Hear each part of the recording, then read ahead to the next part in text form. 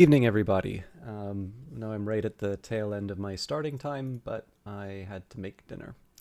So we are back to Godless, which is, I know I had stumbled in terms of crediting who gave me a key on Monday stream. So let me just say off the bat, I was given a key for this game from Brace Yourself Publishing. It's the same company that has produced Industries of Titan, Phantom Brigade, Crypt of the Necrodancer, Cadence of Hyrule, but they now have a publishing arm, and it's been really exciting to watch it happen. We'll be playing the first one that was announced for them, which is Godless. I'll actually be loading that up in just a minute. um, but since then, they have also said they will be publishing Super Raf Friends Together and Cobalt Core, I believe.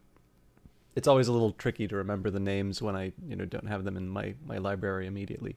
But they've, I believe, each had a demo release, but Godless is currently in early access. I suspect probably, I don't think the Steam page has been updated since, sorry, I'm just trying to find it here. I don't think the Steam page has been updated since it was released. So in November 2022, it had mentioned approximately how long will this game be in early access, for 8 to 10 months. And I've been very happy that there's been feedback for the game coming in. I quite like this game quite a bit. The price will be increasing on the full release as well. So if this seems like something that you would be into, now is not a bad time to get into it, just because it is affordable. Well, it'll be affordable afterwards, but if you want a good deal, and of course this does mean you get to help out with the development. But in any case, I'm very favorably disposed towards Brace Yourself Games. I haven't had that much interaction with Danil Kalupa, who is the developer for this game.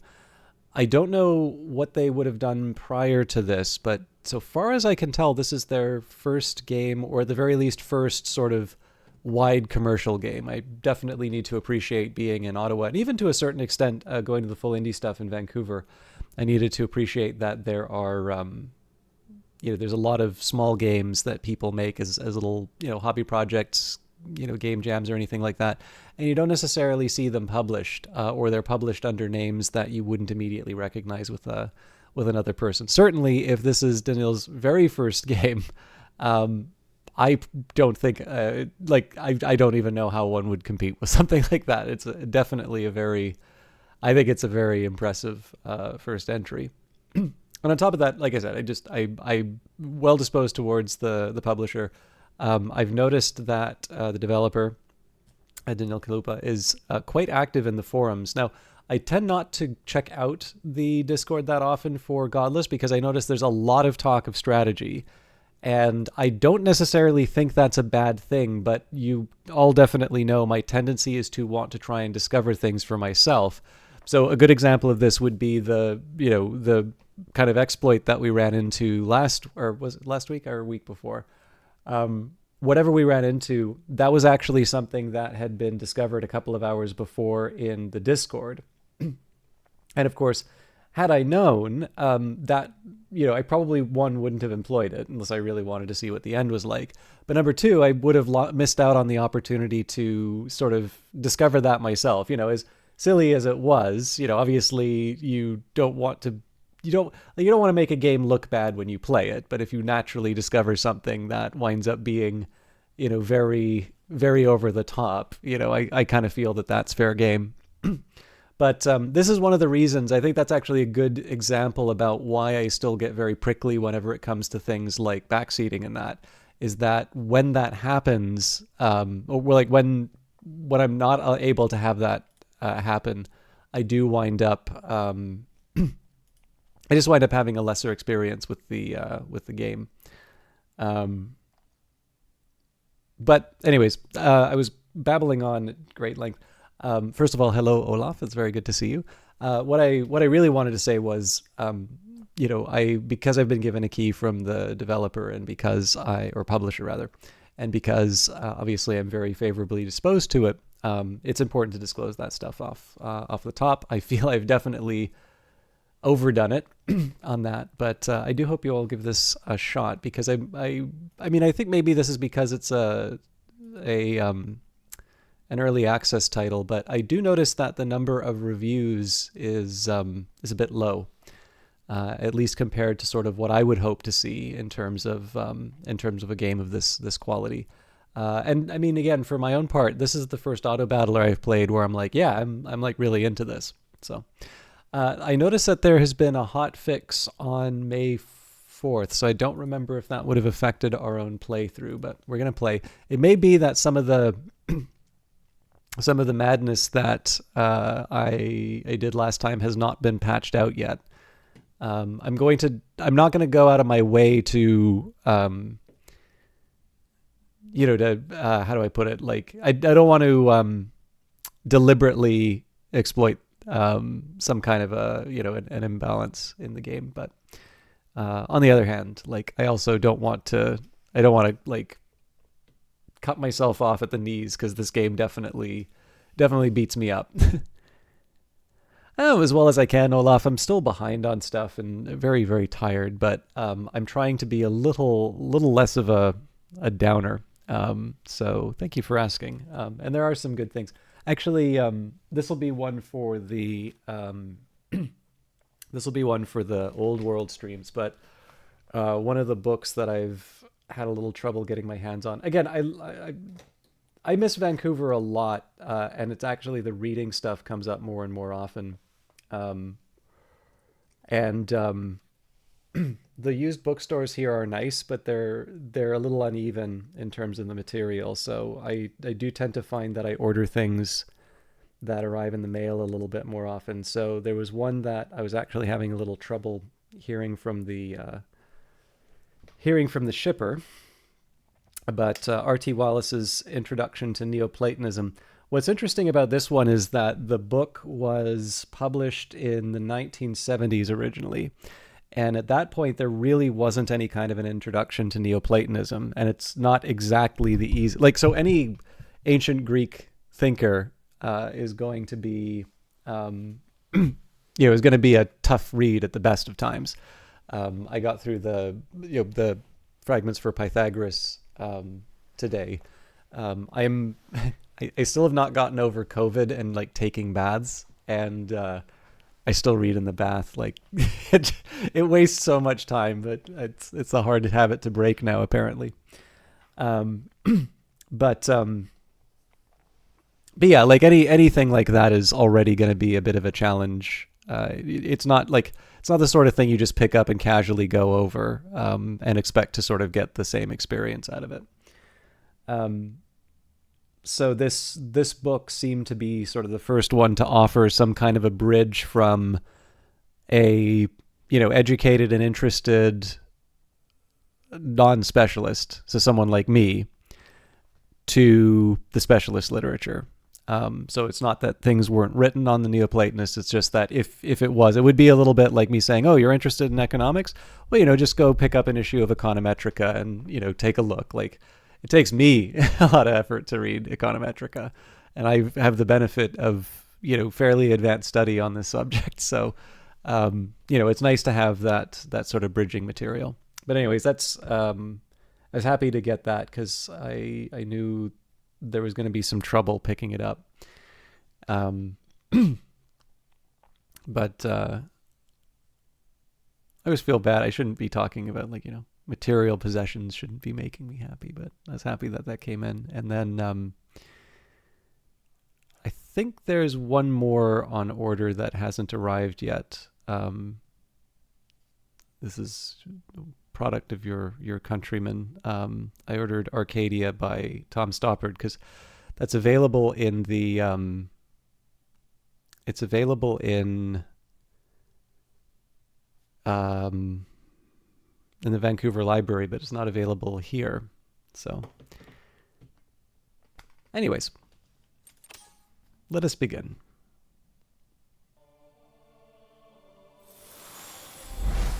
So we've already invested inside of the library. I will take a minute just here just to show you, we've got 9 points right now. These things cost in the hundreds. I can play. Now, we can get the Corrupted Shrine. That costs more. I think well, I don't know. I'll figure out one way or the other. We have kind of two options here. So I've got, actually, there's one other thing I wanted to take a look at.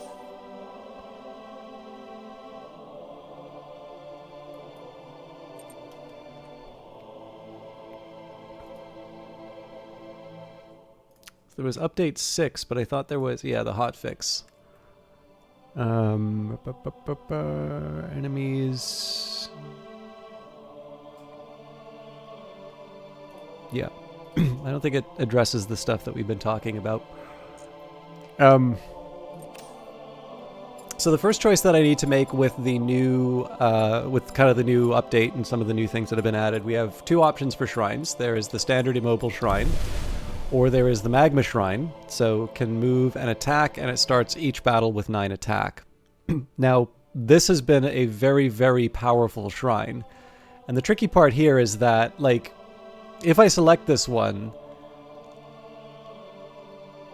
I think I remember the name of the abilities. Like, I'll know them when I see the, I'll know them when I sort of see the names for things. The one drawback, though, is, like, I actually rather like the idea of this shrine. I do like the idea of a more aggressive shrine running around. I think for the interests of, you know, resisting the temptation, I am going to go back to a standard shrine here and see if we can make things happen. I'm not ready to try hard yet, but I am willing to do normal.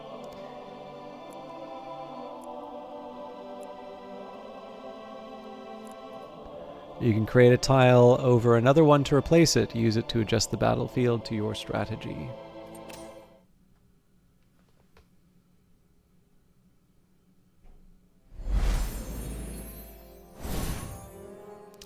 Okay, so as always, we need to start with our 3 choices. So we've got a ghoul on attack, swaps attack with the target. If this unit's attack becomes 0, it will turn into an enraged ghoul. An enraged ghoul is 2020. So the big thing here is if there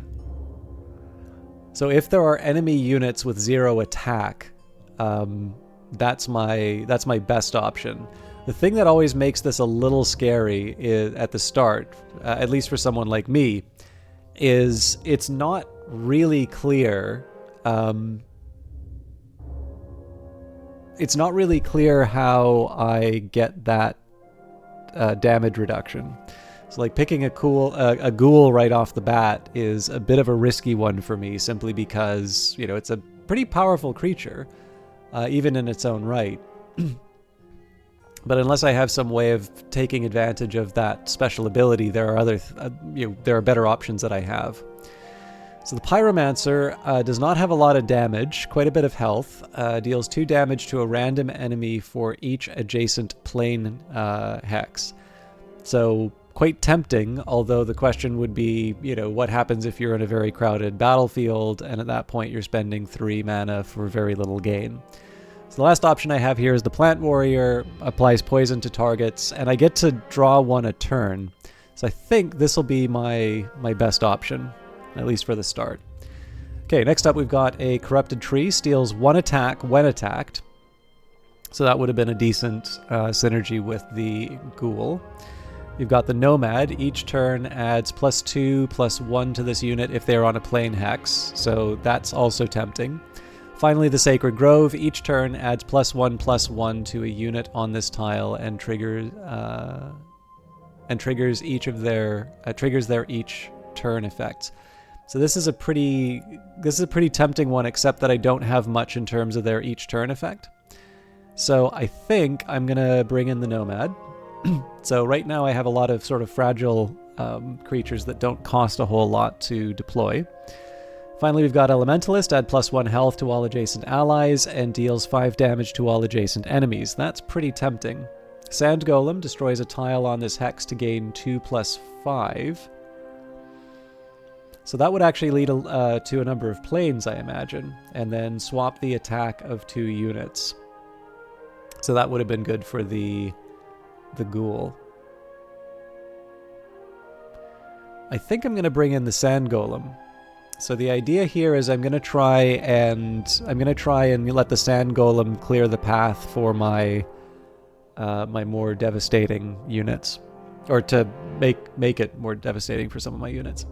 Collect the maximum amount of points in one of the paths to ascend and get a unique passive ability. So we have Mercy, but remember you can ascend only once, so choose wisely.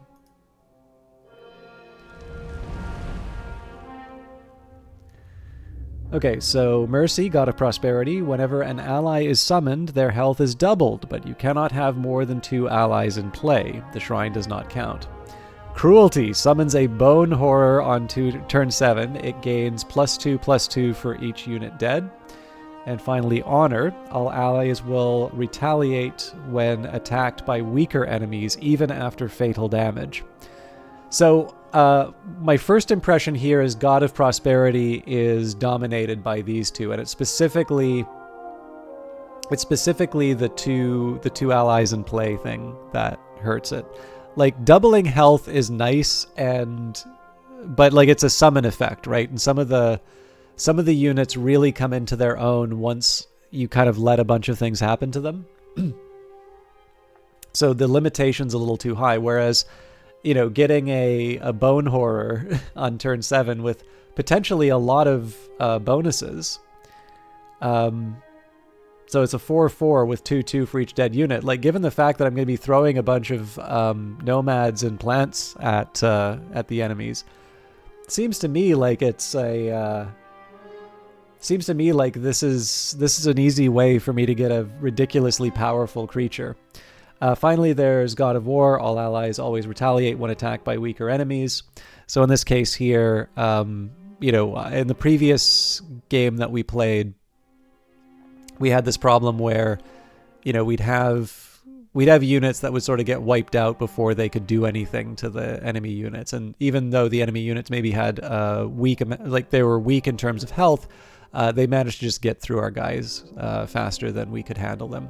So Honor's kind of tempting there, although honestly I kind of feel like Cruelty might be the way to go for it.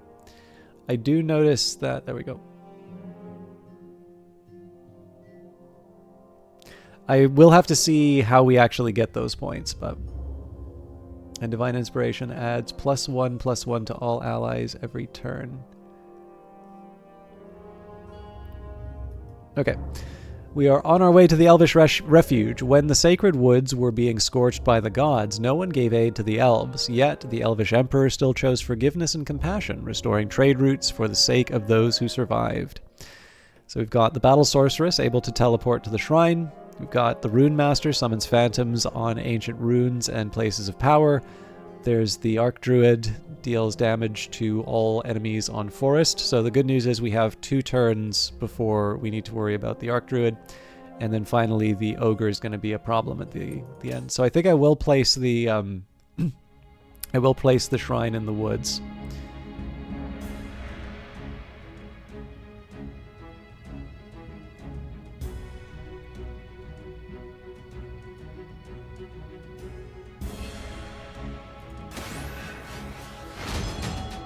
Okay.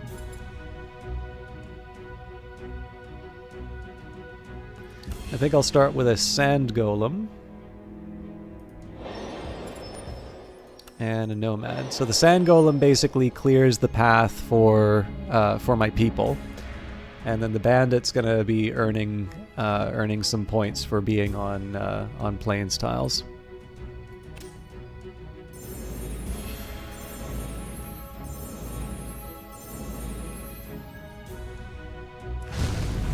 Actually should have started him one away from the woods.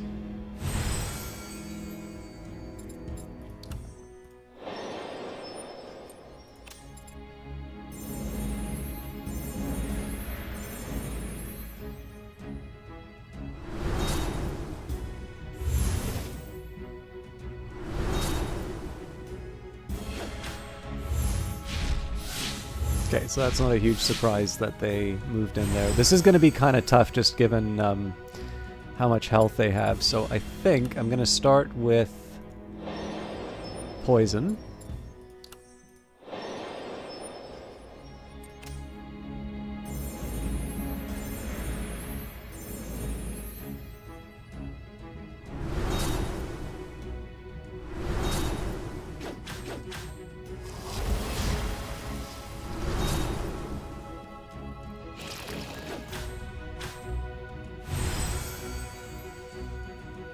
And the real question now is, do I want to put down another nomad so that I can take advantage of the empty space? Or do I want to put down another sand golem so we can start clearing out the plains? I think I'm going to wait a turn for the sand golem.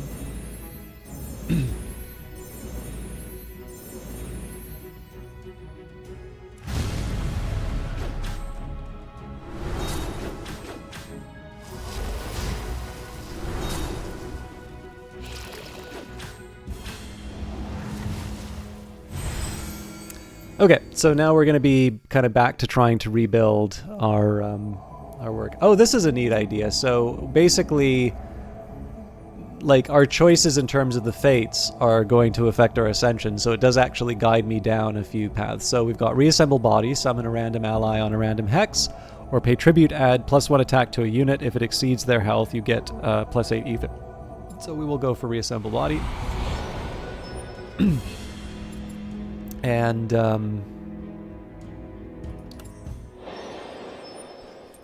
there's our sand golem.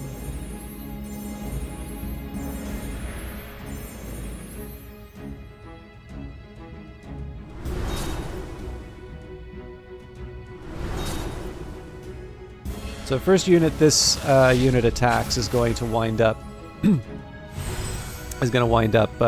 going to teleport in, but that's what we signed up for.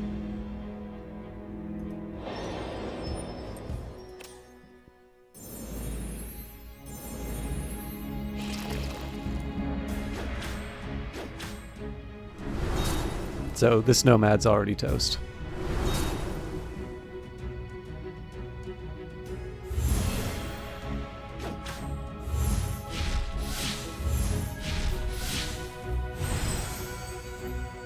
Now, one thing to remember here is that this is really going to be all benefit to the enemy. So at this point, it does make sense to put down a sand golem, just so they can keep clearing stuff out again.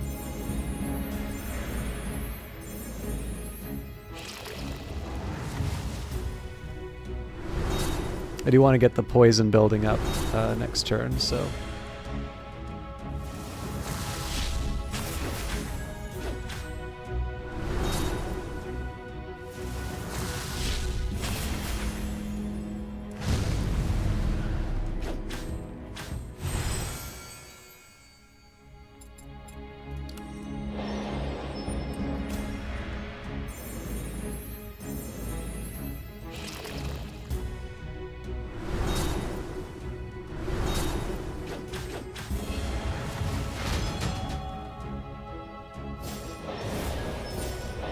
Alright, that's a bit unlucky.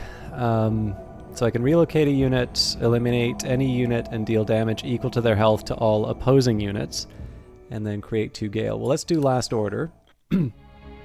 So this golem has quite a bit of damage, but no real health. Alternatively, I can kill the nomad and... yeah, there's a couple of really powerful ones. I think I'm going to go for the golem here.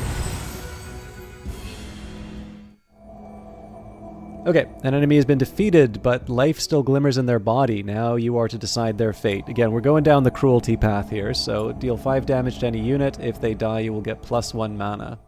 I don't really need the extra... so, I mean, I could kill the plant warrior or the cursed spirit.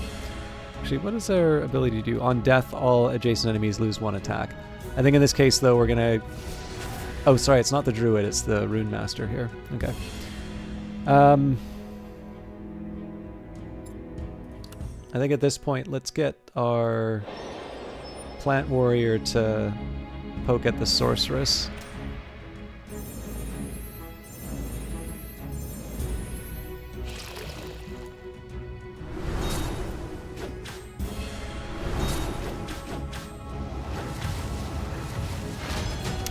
that was a lot faster than I was expecting. So the druid is the problem here. Alright. Swap 2 places of any units or relocate a unit. Illusion passive. Enemies strive to destroy this unit unless they are next to the shrine. Okay, this is going to be beautiful.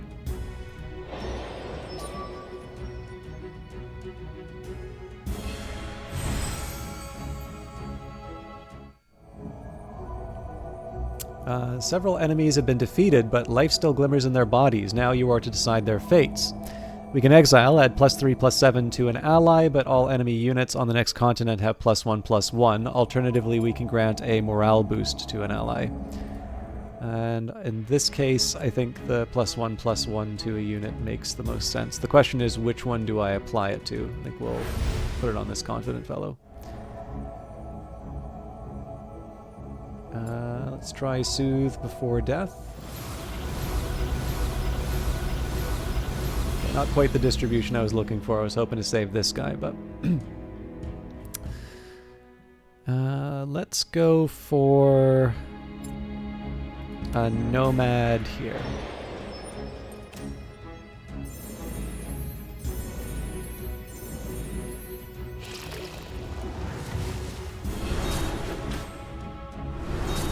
So I'm rather happy they're ganging up on the druid.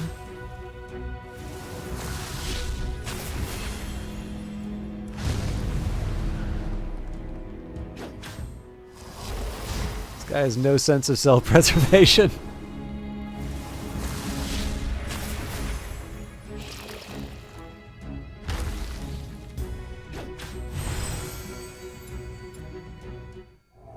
Okay, so I definitely want to go for Transfer Soul, because that brings us down the cruelty path.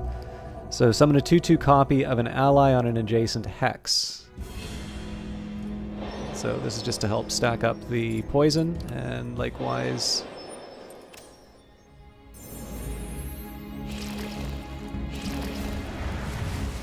So 2 poison, a unit attacking, and the swamp to damage the ogre. As movies have taught us, ogres hate swamps. They never want to be in them. Do anything they can to transform the territory. Okay, so that was a pretty decent start. We're 4 health higher than we were before. I don't think I get the permanent bonus to the attack, unfortunately, but I can live with that outcome. So as always, this may be new to people. I didn't explain the game at the start just because I know, and again, this is the drawback about a live format compared to a YouTube video. The long introduction is beneficial in its own way because it allows people to kind of come in, and usually the people who come in early are like okay with the chat anyway. But if you've not seen this game before, if you've not seen Godless before, the idea here is that this is a roguelike auto-battler. So the auto-battler is fairly self-explanatory, I'd say.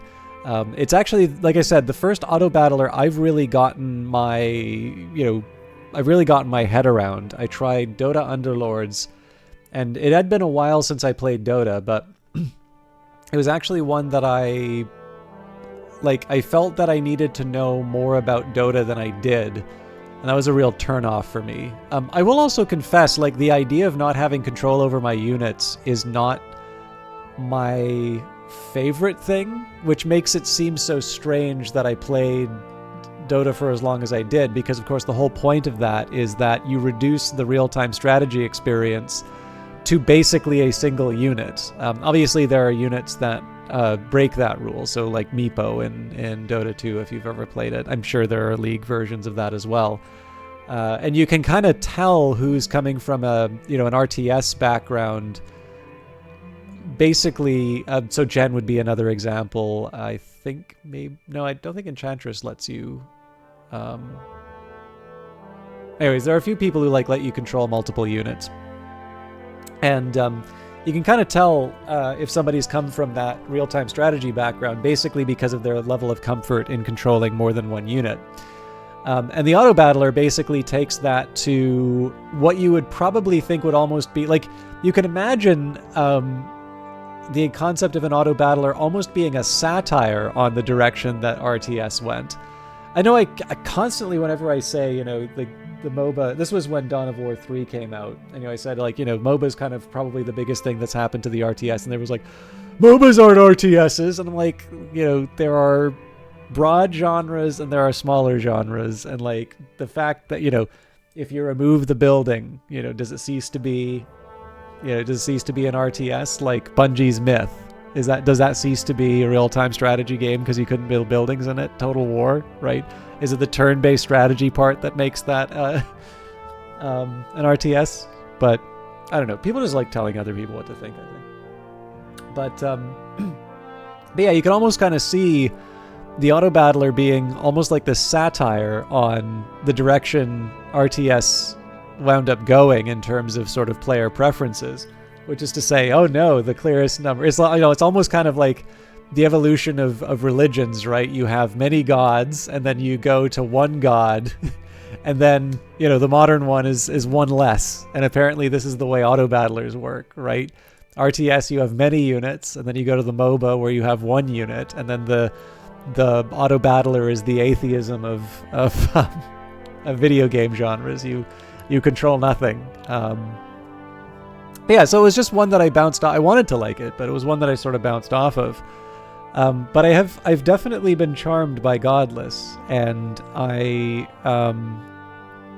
think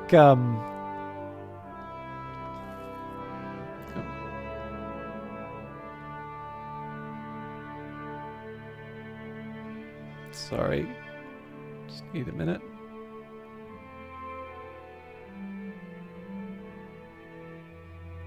I got an odd email, and I was a little worried that it was someone.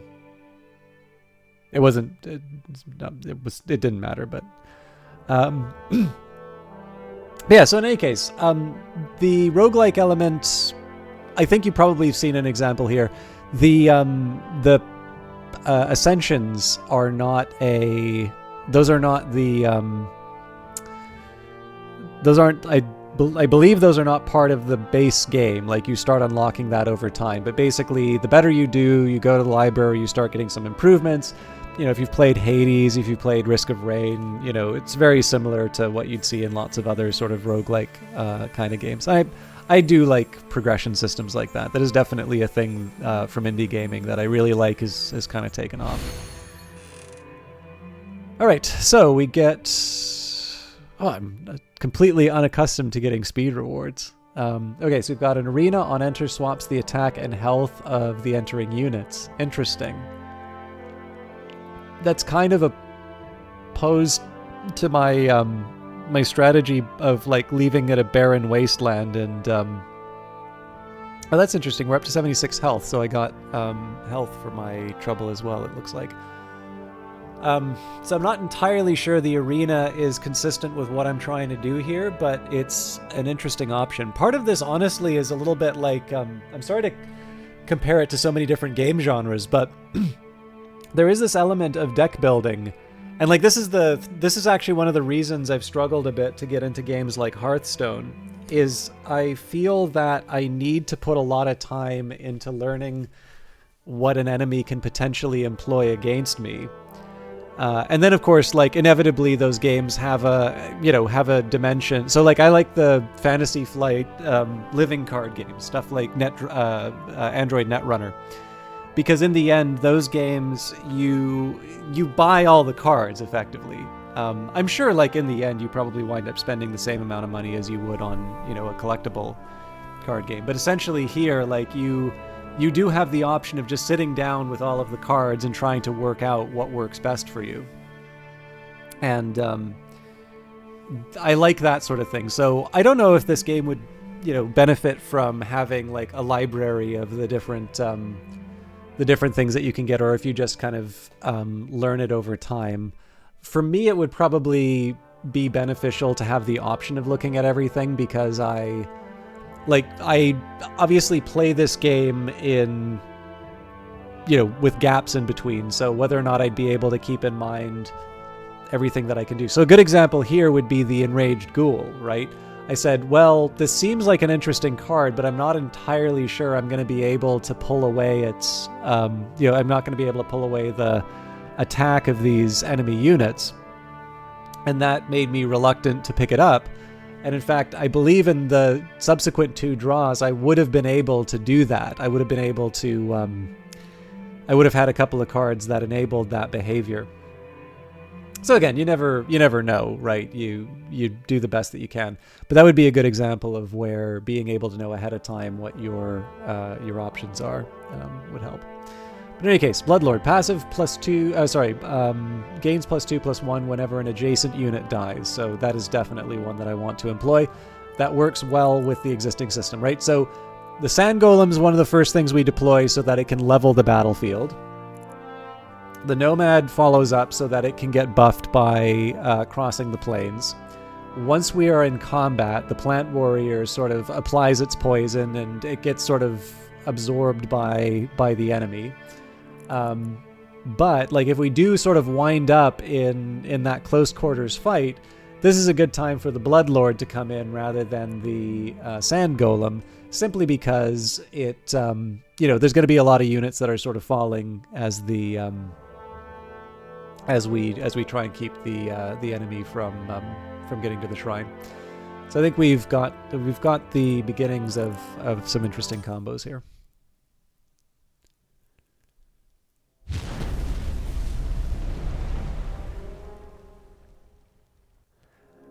Okay, so Antarda Kingdom, despite its harsh ruler and its reputation for ruthless court intrigue, Antarda is known far and wide as a place of prosperity. So another battle sorceress. The Enslaved Ogre is going to be a bit of a challenge at the start. 2 Archdruids, and then a Rune Master. So we've got Eruption, creates some volcanoes on the continent, or heavy armor. Enemies can receive only up to 10 damage from a single attack. I think we'll go for the Eruption in this case. Oh, we don't get to choose. Never mind. I think the passive perks really helped last time, so I think we'll go to the Merchant even if I don't wind up buying anything, because the Sanctuary, I seem to remember, worked very well for us in the past. Okay, so if I want, I can pick up a new skill. The Orc Warlord is definitely a strong one. It's maybe not as important to the current strategy here, but it's one that I can see some benefits from. Unholy Touch, again, tempting, but is it the most compelling? I don't know. Grovekeeper on attack triggers each turn effects of all adjacent tiles and units. And then Training Camp adds 2 attack to an ally on this site. So yeah, I'm not completely sold on these. Maybe the Orc Warlord, but for 2 it would make more sense to bring in the Sand Golem or the Bloodlord.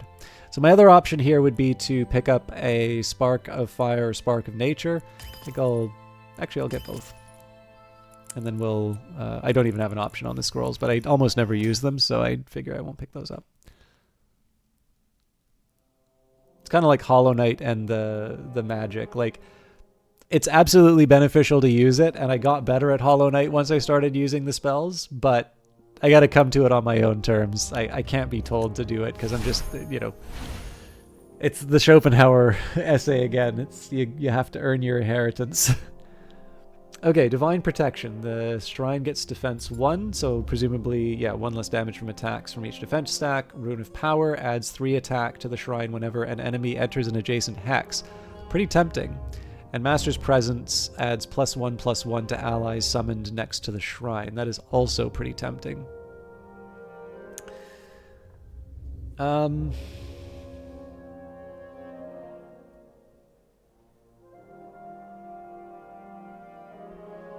I think I'm going to do the Rune of Power, because the total...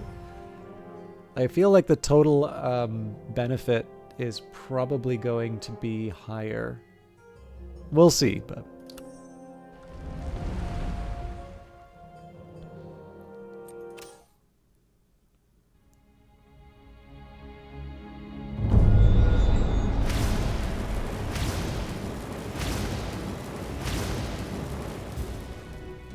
So obviously I don't want to put the shrine here.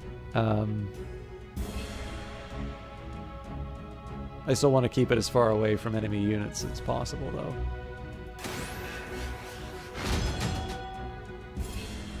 Okay, so what I'm thinking here is we put a sand golem down on this side. And then we start the nomad off here. It's a little premature for engagements with the enemy, but I don't think I'm going to get a say in a lot of this.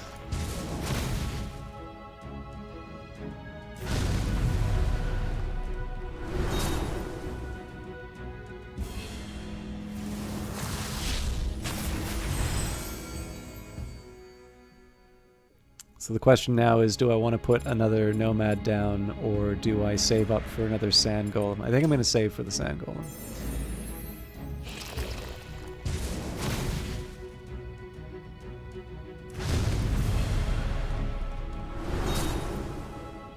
Oh, you fool!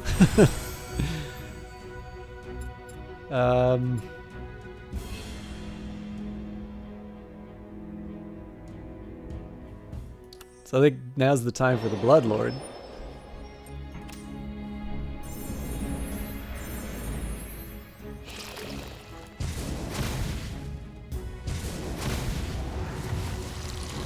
This doesn't count as an adjacent unit. There we go. Oh, you idiot! You colossal idiot!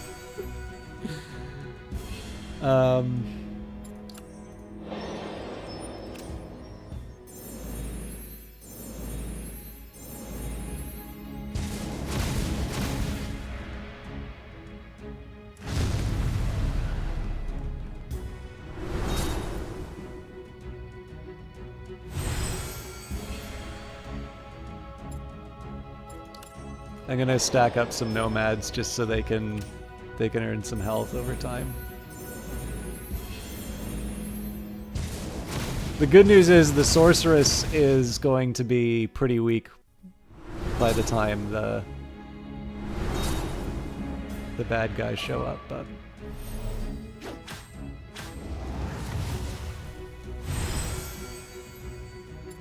okay, so can kill in a duel, add +1 attack to an ally if they attack an enemy immediately if possible. Well, I can't exile them, so I think I'm going to give the attack to my shrine. And yeah, I'm going to bring in another sand golem.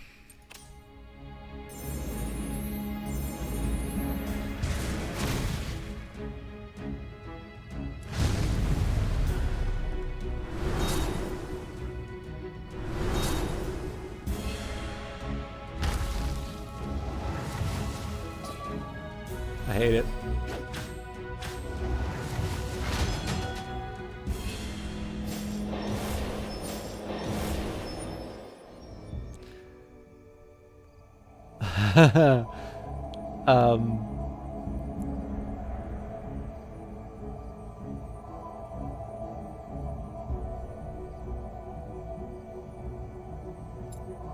Earth energy is super tempting, but perfect balance is also kind of fun.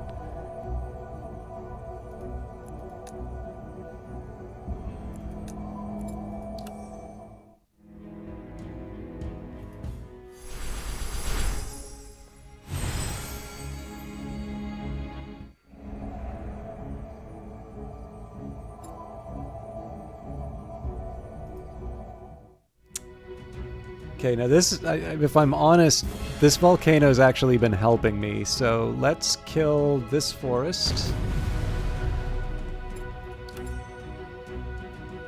And I'm actually going to put the sand golem down here.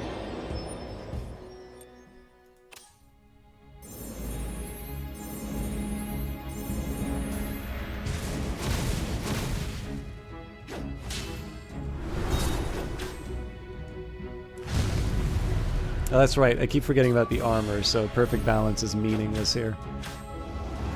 Or maybe not.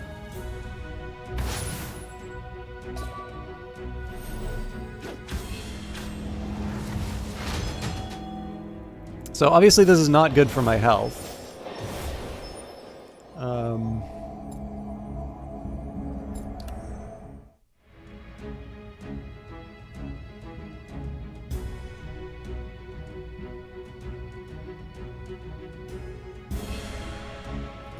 This will force another turn by the volcano. Although that kind of ruins my strategy with my...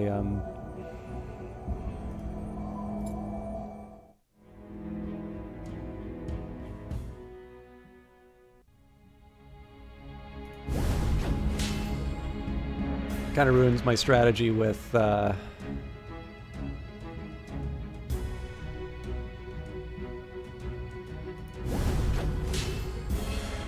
putting down the...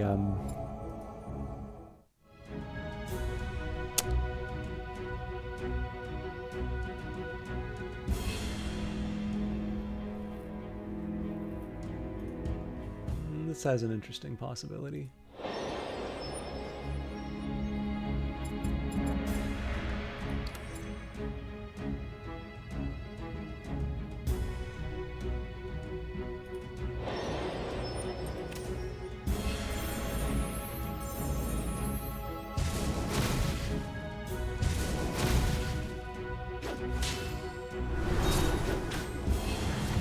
Oh, this guy's gonna walk into the swamp now.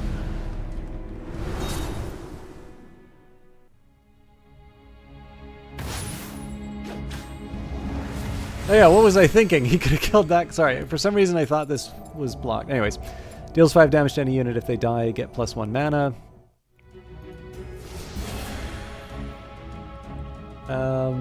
And the question now is, do I think I'm gonna interrupt the path. I need to try and get my shrine health up a little bit. I'm not crazy about the fact that we're 10 down from our starting health.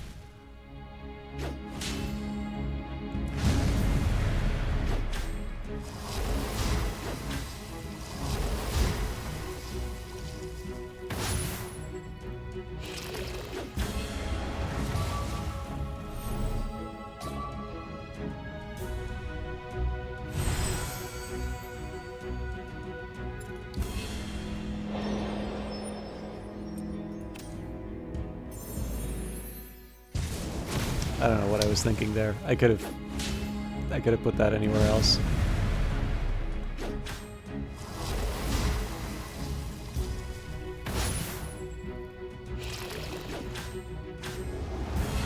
So yeah, 42 health, that's definitely not a great place for me to be at the end of that, but... I've got 12 health back. Cursed Spirit, on death, all adjacent enemies lose 1 attack, or Training Camp for extra attack.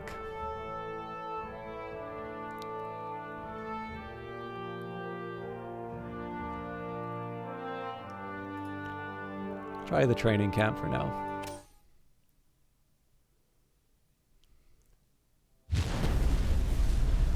Alright, Talvis is going to be an interesting challenge. Meteor Shower destroys most tiles on the continent. Bloodlust enemies gain +2 health whenever any unit dies. That's going to be a big problem.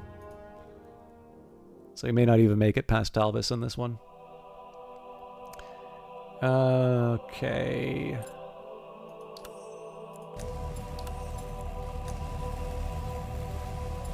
On attack, attacks an extra time, but receives 4 damage. Adds +1/+4 to this unit on summon. Okay, and it's the same no matter what. Oh no, hang on, Runic Stone. So each turn adds +1/+2 to an ally on this tile. So that makes the Training Camp quite strong, actually.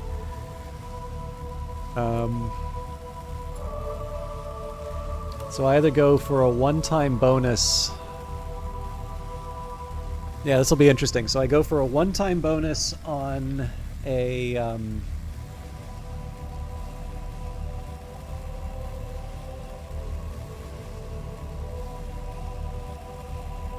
a summon, or I make the Training Camp stronger than what it normally would be. I think I'm going to take a risk with this Training Camp.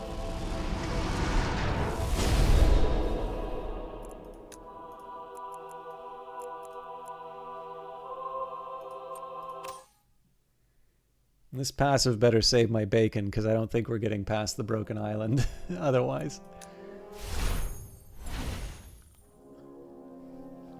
Okay. Adds 15% of the shrine's health to ether on battle end. I think we'll just go for the extra defense. Well, I mean, the extra attack whenever an enemy enters is pretty strong.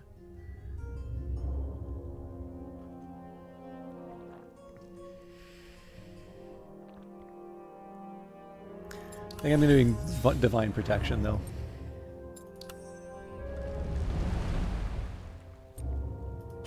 Okay, so I'm going to need to think about strategy for a bit, but... Talvis, Undefeated Knight.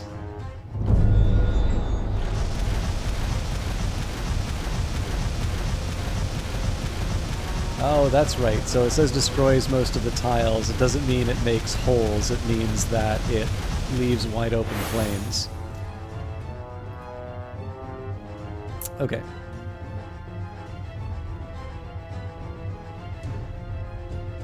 So Talvis on attack launches a projectile dealing 5 damage to the shrine. On death deals 9 damage to all adjacent enemies and resurrects with stats 749, works once, and then adds +2 health to this unit whenever any unit dies. So this whole idea of having a whole bunch of little guys stack up the damage is actually a problem for me here. I think I have a strategy, though.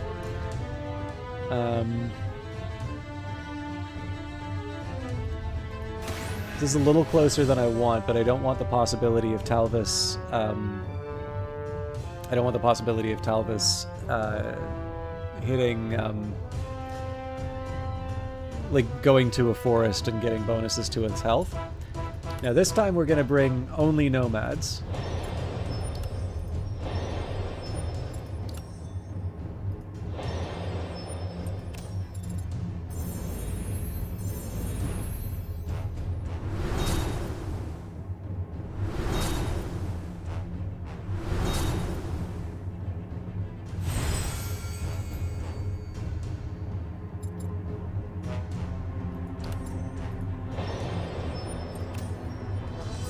I want to make sure I have 2 mana when Talvis finally arrives beside me.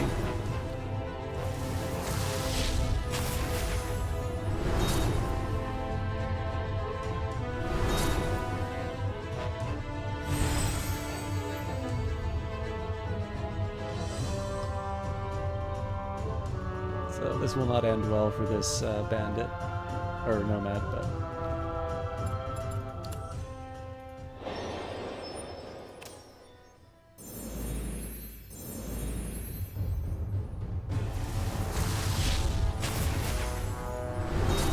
Actually, he's not even going to get to attack Talvis. Talvis is going to take him out.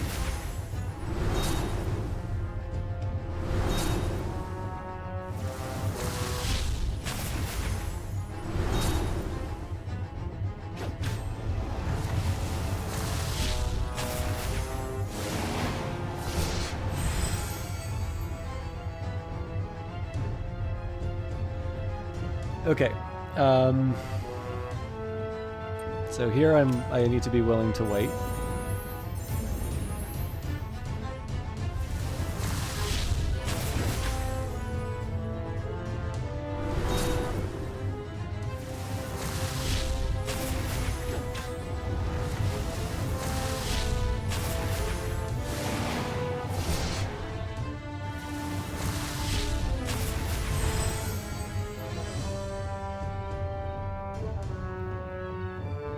So the thing here is I need him to be focusing on my shrine. Which sounds weird, but there is a logic behind it.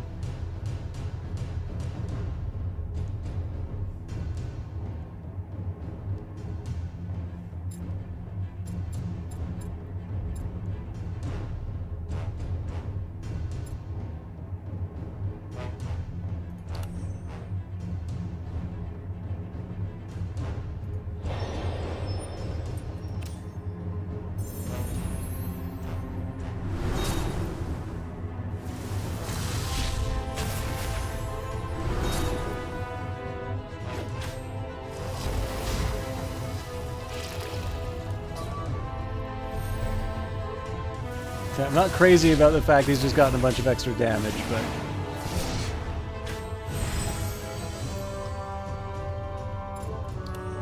But now we put the plan into action.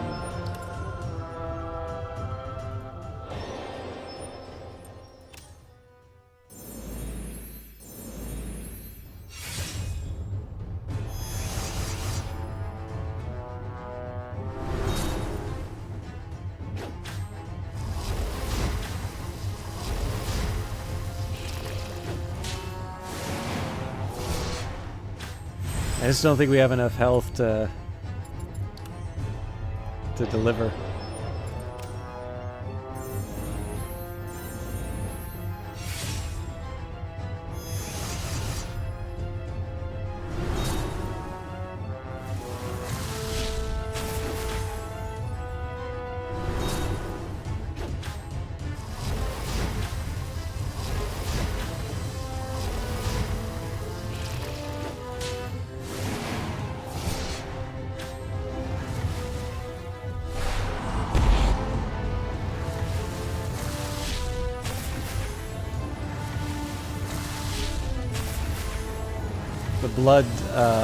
The Blood Lord would have been good for that. I didn't think that through. So, we're dead.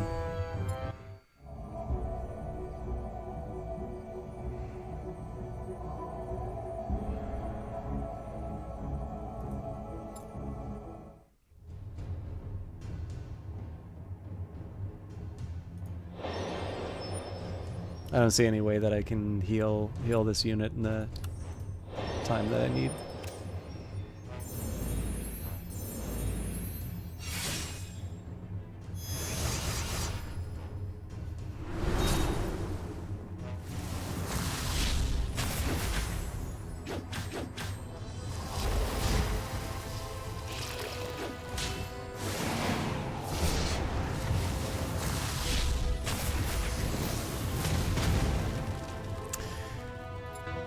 Shame.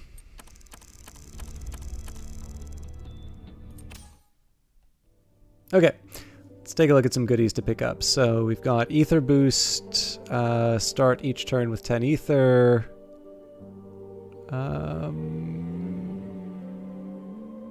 Hidden Treasury, claim an extra reward after achieving victory on a continent.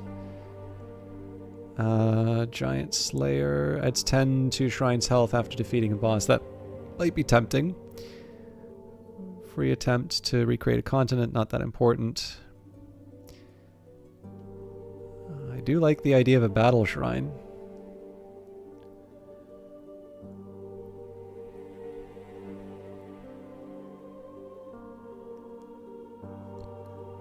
Or I can get the mana reservoir.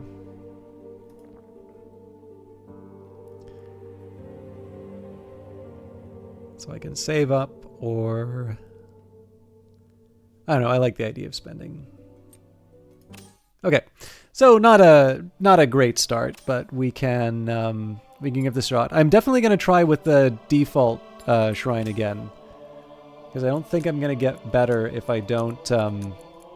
I do like this idea of being able to change the difficulty for each act, but yeah, I don't feel like I'm going to get better if I don't like use the things that I'm trying to think of the right way to put it. Like if I don't use the shrines that I've struggled to win with in the past, I'm probably not going to learn the stuff that I need to know by the end of my play sessions. Okay, so the swordsman does double damage if the target is weaker. Normally that's not the case. One less attack than this one. I'm actually going to try the Plant Warrior approach again. So we've got Orc Shaman, all adjacent allies attack enemies immediately if possible. Curse Spirit, all adjacent enemies lose 1 attack, or +1 health to all adjacent enemies and deal 5 damage to all adjacent enemies. I think I'm going to try the Elementalist here. So Well of Souls is a tile, resurrects any units that die here with 1 health, works 1 per unit. Sacred Grove adds +1/+1 to a unit on this tile and triggers their end of turn effects. So the Elementalist in this case. And then actually the training camp served as well. So again, lots of low cost stuff here, but I don't necessarily think that's bad. Although the Arc Druid's gonna maybe keep us out of the forest. Well, yeah, that's a tough one, actually. Does it keep it us out of the forest, or do we invest in health early? Okay, I see the immediate opportunities here, so I put the shrine here because there's one small benefit. The Elementalist should be beside the forest, but really what I'm trying to do here is make these units run a gauntlet. Okay, so,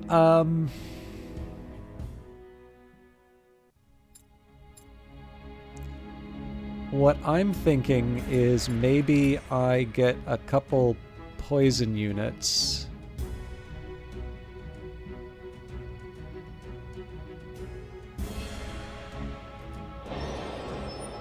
Just trying to get them to get the bonuses of the ancient runes. Maybe we'll try our luck getting them on a place of power.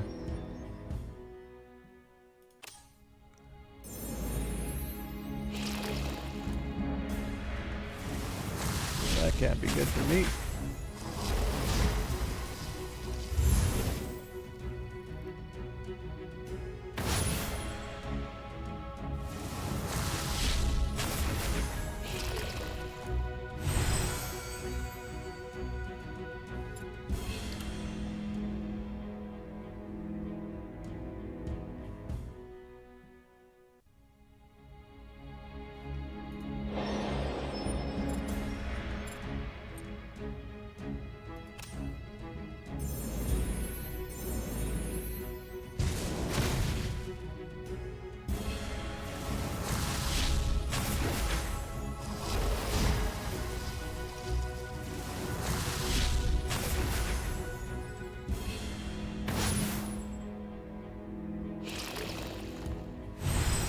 Okay, so the Poison Brothers are working rather well here.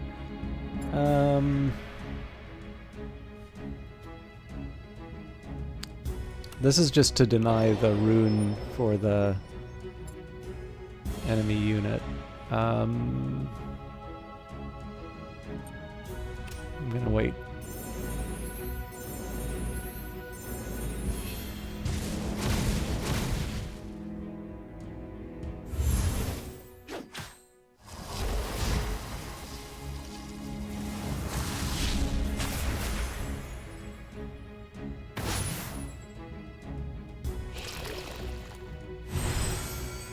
So, I mean, looking at this, right, all told, I think we did okay. Like, we're 3 health down.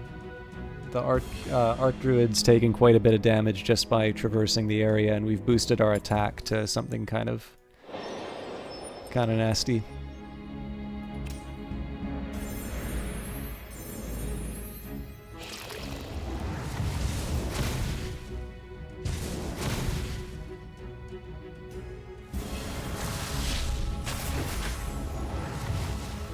So obviously this guy's toast next turn, but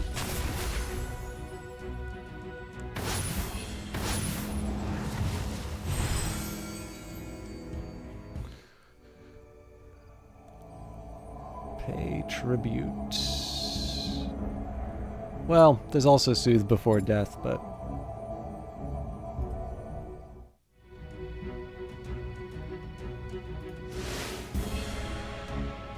okay, so where are they headed? They're heading into the swamp. Interesting. So I'm going to put down the Elementalist here.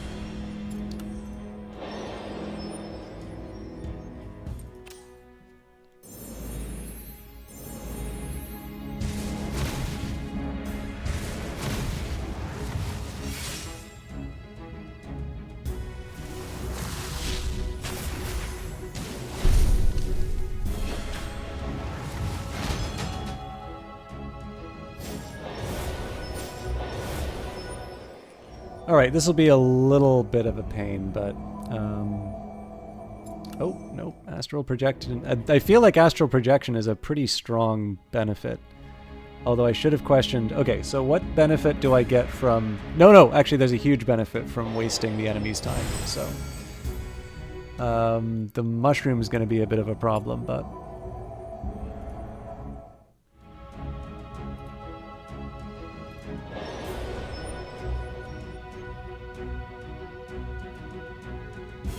So, if this unit can kill the mushroom, or the plant warrior, they teleport to the shrine. Otherwise, they're going to have to run a pretty nasty gauntlet of volcanoes. I think we'll end the turn.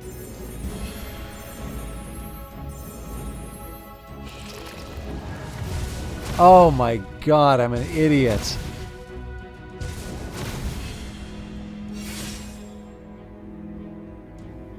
I wish I could redo that to see how that strategy would have worked.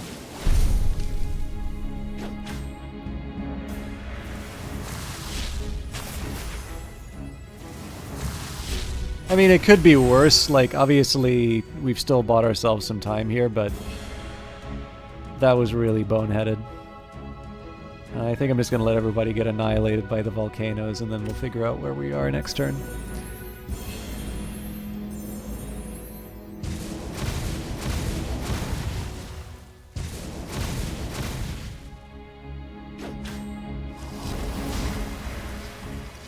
So she's almost certainly going to attack. Yeah, so that teleports to the shrine.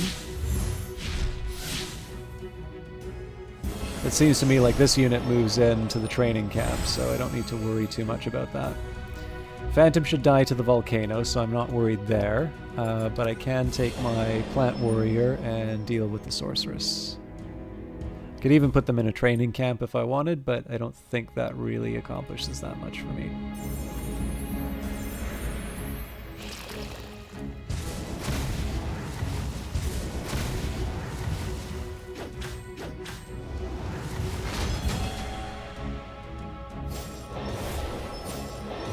Too close! Last order, eliminate any unit and deal damage equal to their health to all opposing units. Or Vicious Hunger, ally of your choice devours all adjacent allies and gains their stats. Alternatively, I can teleport someone.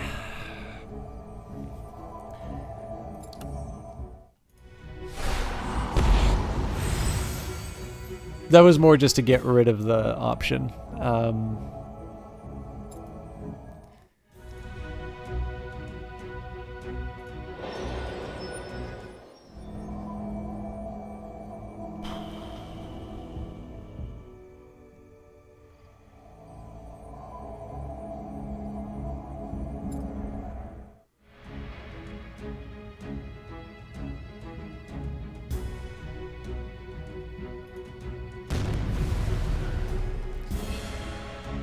I don't think I want to do anything here. This unit's obviously done for.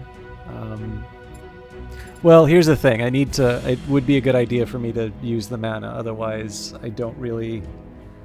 So if I don't use the mana, then basically it's a waste. Problem is, I don't think the plant warrior is going to do... Well, no, that's not entirely true. If I put down a plant warrior, they'll die next turn, but the fact that... there's no benefit that they get from killing a unit, so...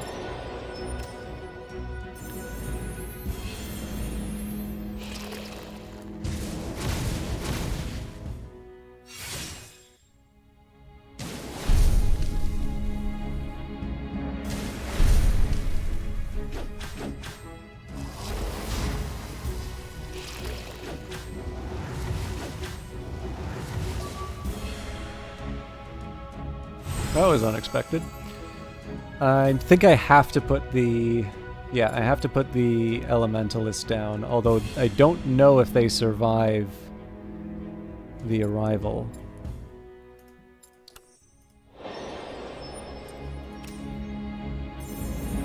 I should have maybe checked the order.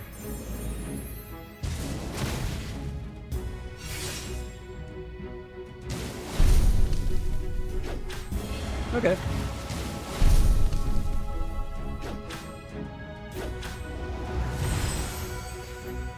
Unfortunately, yeah. I execute mostly for the cruelty, but...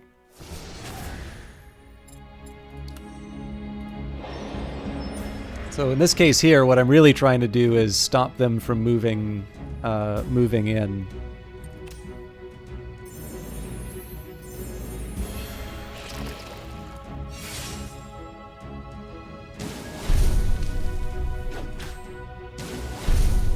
Cool, we did it.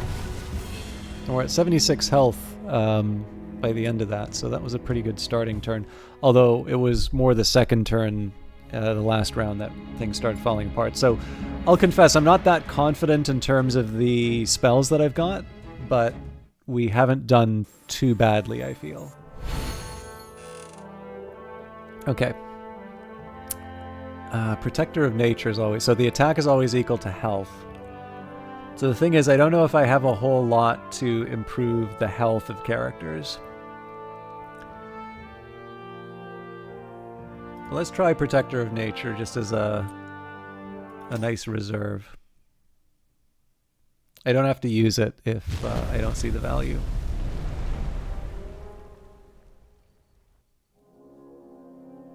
Alright, that's a problem.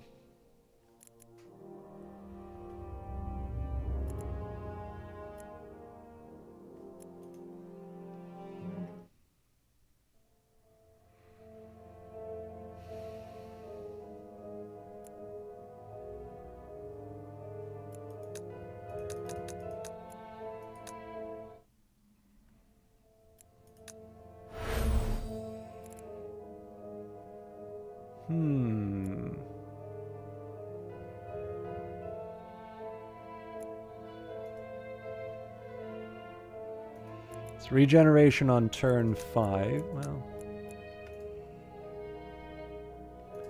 Yeah, no, regeneration on the Protector of Nature is kind of silly. Can I even afford... Yeah, that's not happening.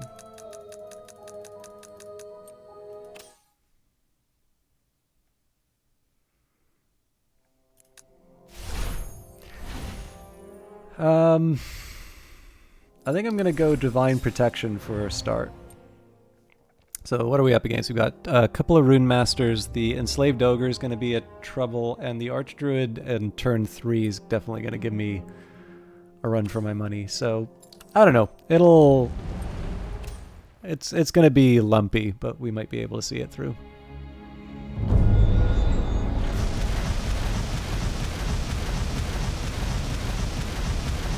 Well, this is actually a bit of good news. They got rid of all of the tiles that would have given them a summon. So the one thing I'm a little reluctant about, like, I think this is the place for the shrine, but it is kind of close to the Rune Master.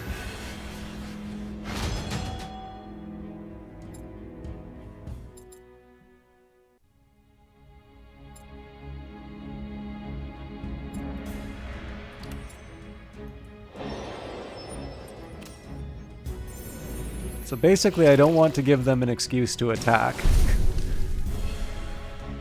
Eventually, I'm gonna have to, but, like, I want to hit this thing as hard as I possibly can. And at the moment, I'm just gonna take advantage of some free heals. Okay.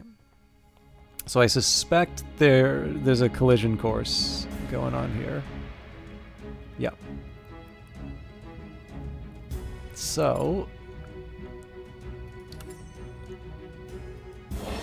let's do our best.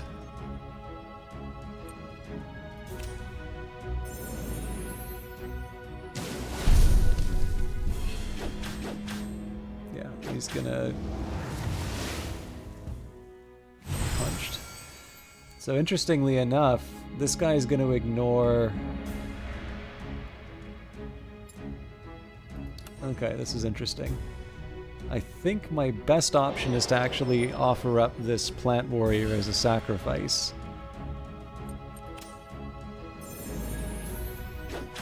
Because it keeps the damage for this unit intact until next turn.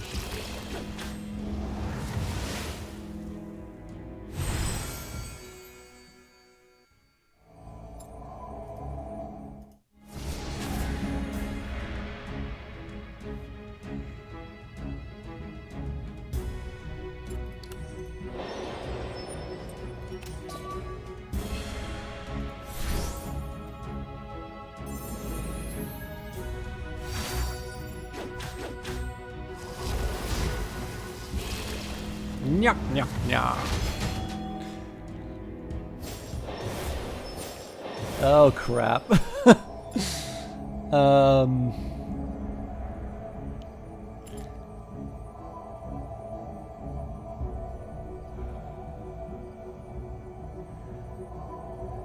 This may come back to bite me because they get multiple turns where they're attacking things.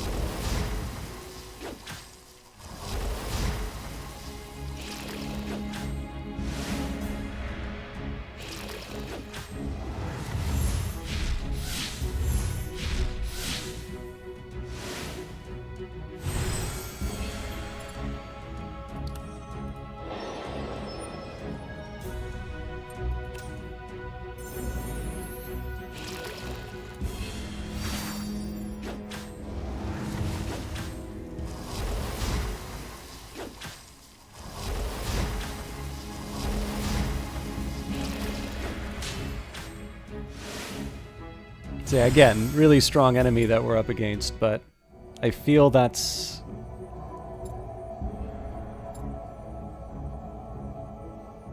I feel like that, that's kind of doing the best I can with a bad situation. My one regret here is I don't have a way of getting the Protector of Nature in on the Battle Sorceress.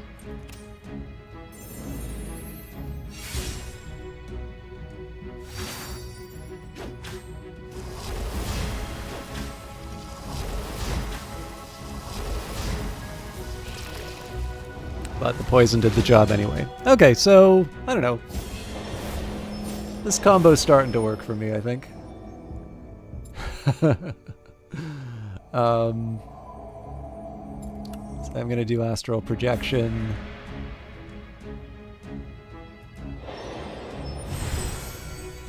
So, similar dilemma, right? They're gonna wind up...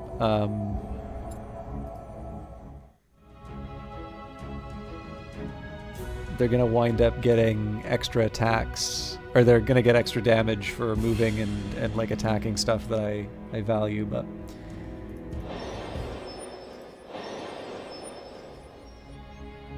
Again, I do what I can.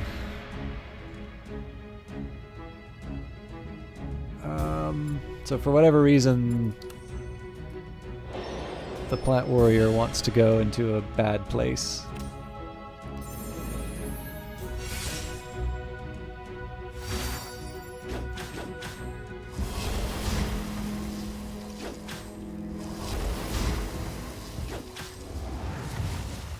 So if only we could have done that to the druid. Oh wow, they didn't go after the protector. Cool.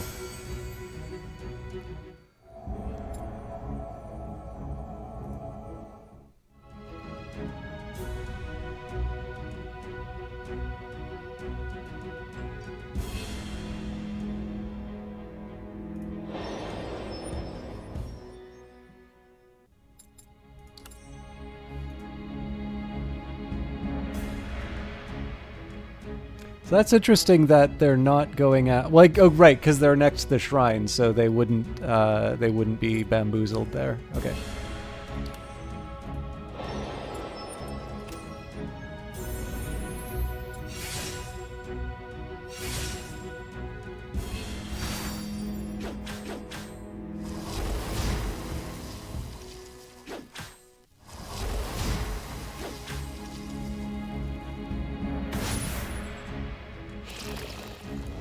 Still, I would say that's a pretty respectable... That was a pretty respectable run. Okay.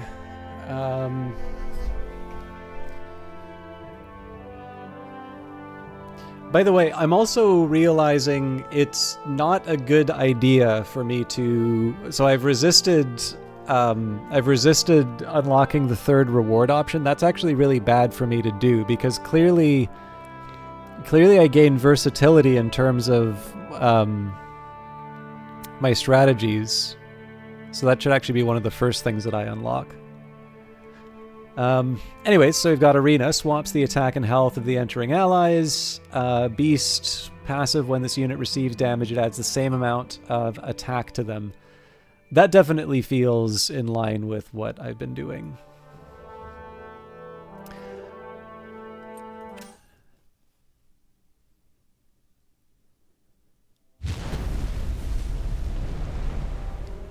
Okay.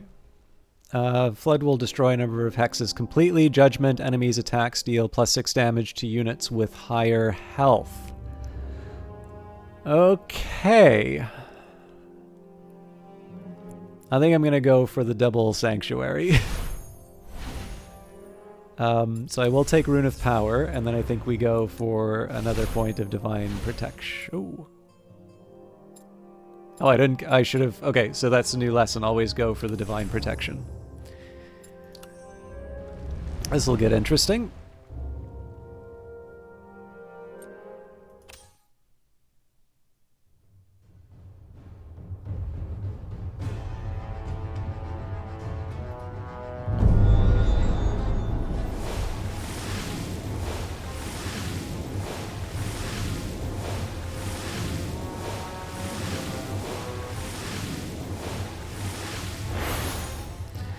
Okay, so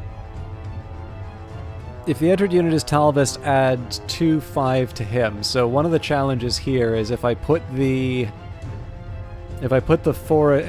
shrine down in the forest here, I'm basically giving him, well, one buff isn't the worst that could happen.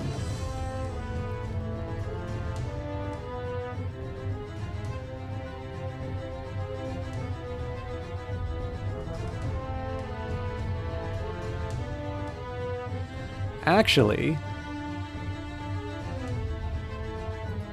there's something interesting that happens here. So this is a little risky, but I think I can live with it. Now, Talvis is going to move like this, so I'm going to try something with my plant warriors. Now, this could backfire on me, because again, every time that he attacks, he launches a projectile. But I'm thinking here, if I surround him with my plant people, they're just going to sort of follow him, and he's not going to attack them. He's just going to keep running towards me. So this is a chance for us to stack up a bunch of poison.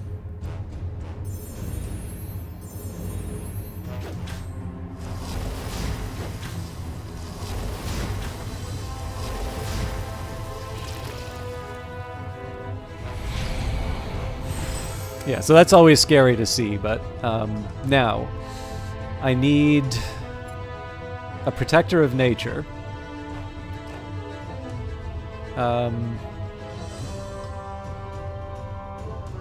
I technically get one more turn of this.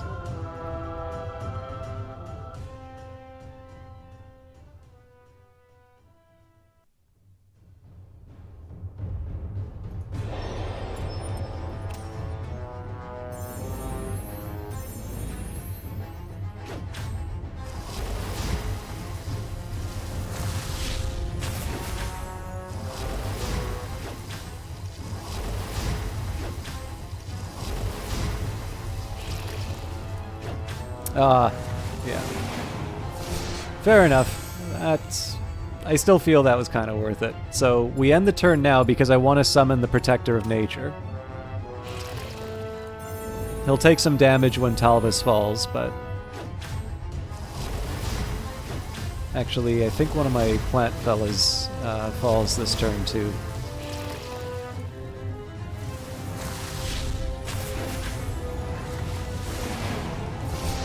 Still, 10 damage a turn from poison. I think that's a fair trade-off.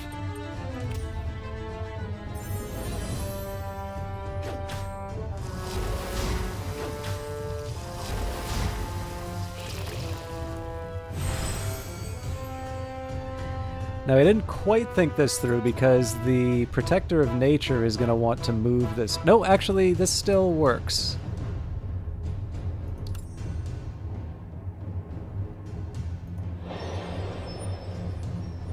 The important thing here is while Talvis is busy walloping my shrine, the Protector of Nature is going to be getting stronger while it takes down Talvis. Now, the problem is Talvis is going to deal 9 damage to adjacent enemies, so that's going to hurt a lot.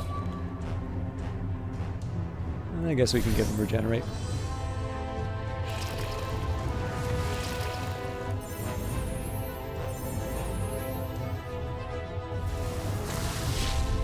So again, we take damage. You know, there are some things that would be nice to avoid, but... Oh, wow. That was actually earlier than I was thinking.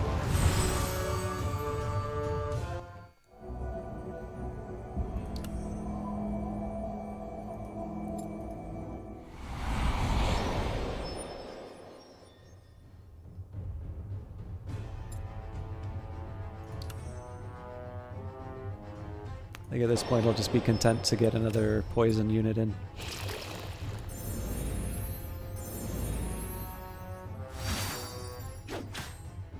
So it's already stronger than what it was when I summoned it. So yeah, I mean, this is going to suck in terms of the damage that we take, but we're well positioned to weather the storm. If this was a longer fight, it would have made more sense to to bring in another plant warrior, but this should be over this turn.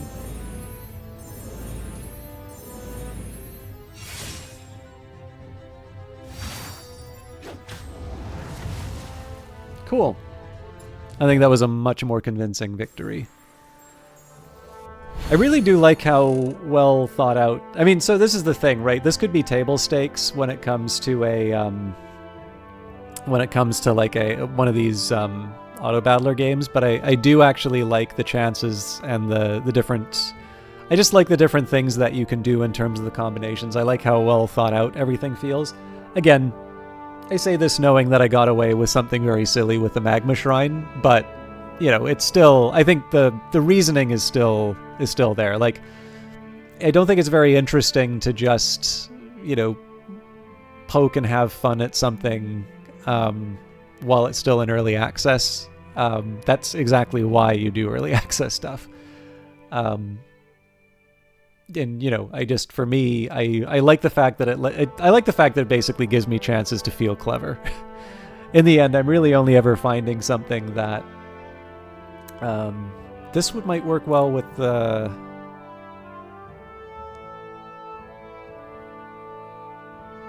Oh man, so I wonder if I use this with Protector of Nature. Yeah, this feels like a really sneaky way of buffing a lot of my units. Okay, so we've got Tyrannical Reign. You have eliminated most of the humans and elves inhabiting these lands. Those who remain will live under your heel, barely surviving in the ruins left in your wake. All of mortal kind, even those you count as allies, are fated to die slow, lonely deaths under your rule. So all enemies receive 3 damage each turn, but when you summon an ally next to the shrine, they will attack it. Now, there's ways that I can avoid the consequences for that, so that's an option. Wise Ruler, despite your disdain for mortal kind, you acknowledge the few among them who are clever and useful. You travel forth and gather the wisest mortals from across the burnt continents to form a personal council, who will offer you guidance in exchange for their safety and a modest fee. So here we would get a random scroll at the start of each battle, but unused scrolls disappear after each battle. We went for that last time, and I might go for that again because I really do need to learn to use my unused scrolls over again. And then Eternal Hunt, the Elvish woods are left in ruins after your crusade. Except for the sacred trees, from which you consume priceless ether and a gift to the dimensional merchant, heedless of the insult to the surviving elves. Incensed with the destruction of the trees, the elves will stop at nothing to take their revenge against you. Dimensional Merchant gives you a 40% discount on all goods, but each enemy wave will include an elvish warrior, which in this case seems to be reasonably tough. Now, I don't use the Dimensional Merchant that much, and we have kind of filled out our roster. So I think I'm going to go for Wise Ruler again. I am somewhat tempted about Tyrannical Reign just because of the slow, like, ticking damage to an enemy unit, but I'm kind of already accomplishing that with the Plant Warriors. And we know that scrolls can potentially do fun things to my Protectors in Nature, so we'll see how that turns out.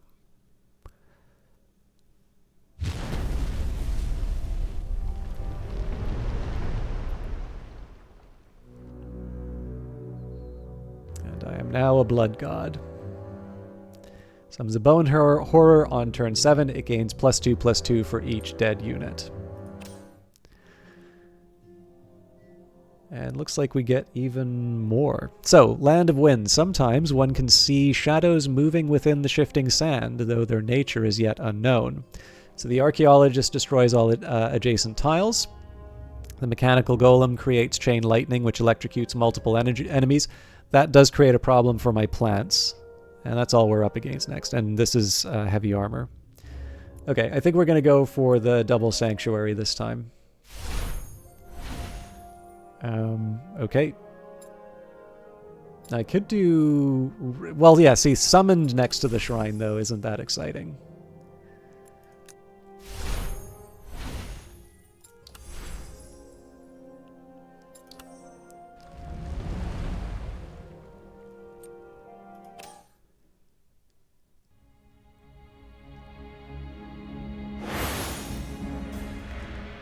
Okay, so Broken Seal on enter teleports the shrine to an adjacent hex with this tile.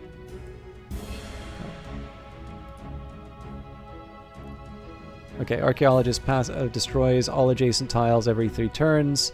This unit can receive only up to 9 damage from a single attack. Each turn deals 5 damage to an adjacent enemy, then repeats on their adjacent ally. And they've got a lot of health.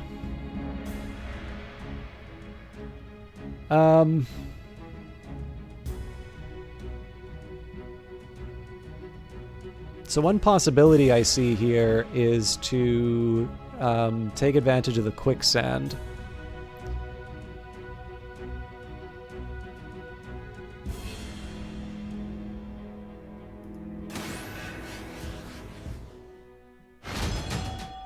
Okay, so we've got a frenzy all unit attack. Any unit attacks all adjacent units. Cool.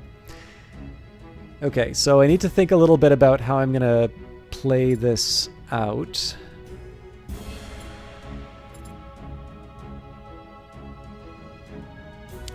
So I could start with the Elementalist to get my unit some more health. Or my shrine some more health, I mean.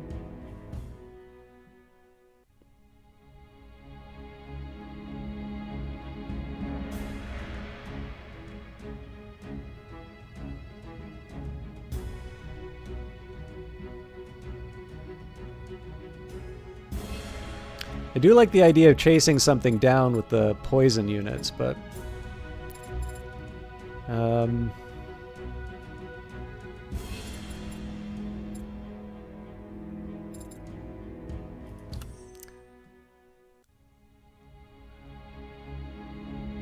Okay, so I'm not going to do the Elementalist just because I think it's going to blow all my quicksand here, so I'm going to be a little... It's going to feel like overly cautious, but I'm actually going to just bring in the Plant Warrior.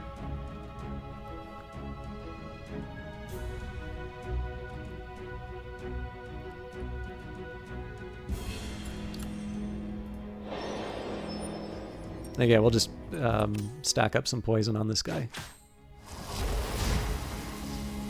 Oh, actually, they're going to die to this unit.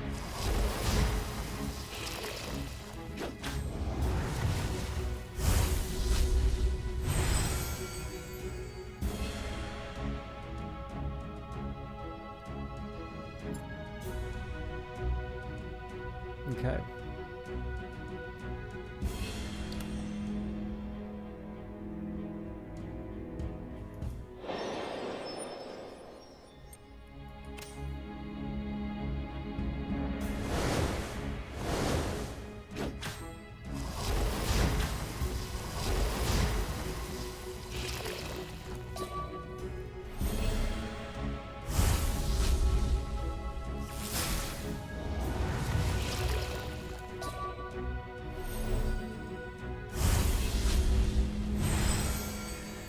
So there is a logic here. I need to make sure that there isn't too much adjacency between my units. The one thing I do want to do right now, though... Actually...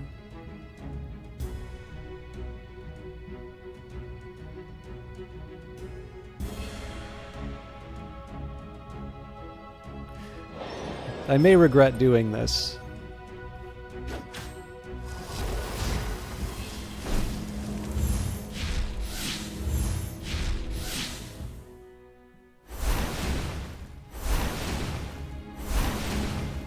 So presumably my plant warrior dies here. Oh. Neat. Now I should probably be sacrificing a few plant warriors at this point.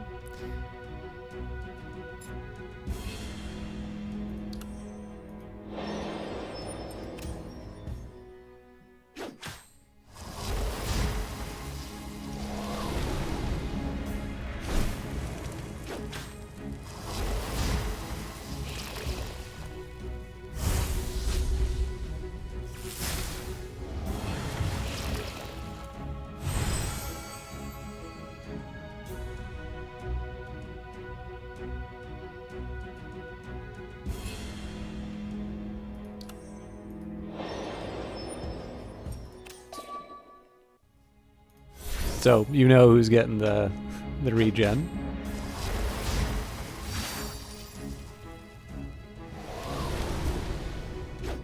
So the thing I'm trying to avoid here is to have the Protector of Nature getting in the fight. And that seems weird, except for what I'm about to do with the Protector of Nature.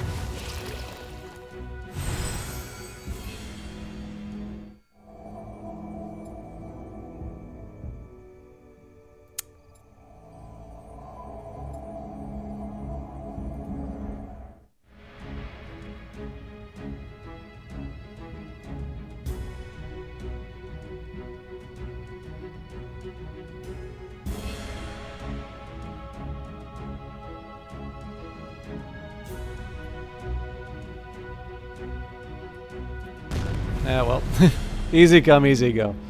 I gotta end the turn. Nuts. Oh, that's not gonna work for me.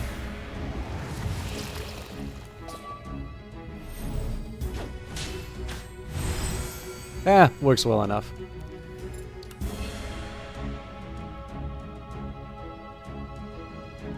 I have no idea where to put this guy, but...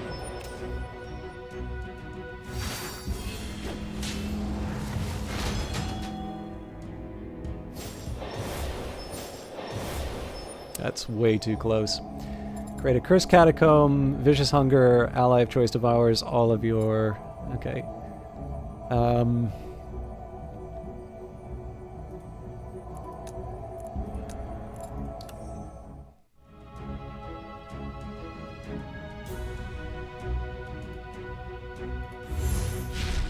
So why on earth am I allowing my shrine to get damaged like this? You will see.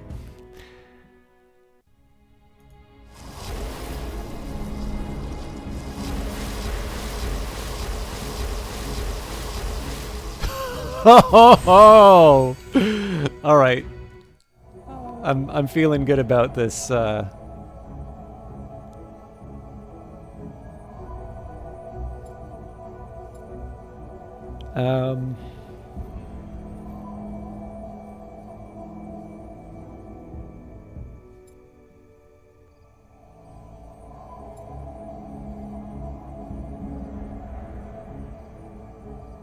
I'm gonna reassemble bodies. Or, yeah. Alright, that's gonna take a while for them to get where they need to go, but I'm gonna wait one turn without paying for anything.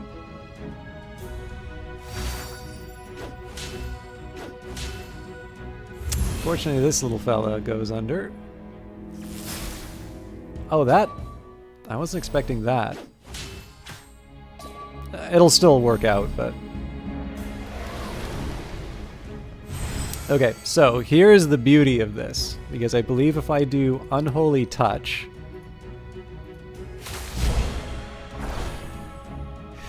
Yeah, that's why I got Unholy Touch.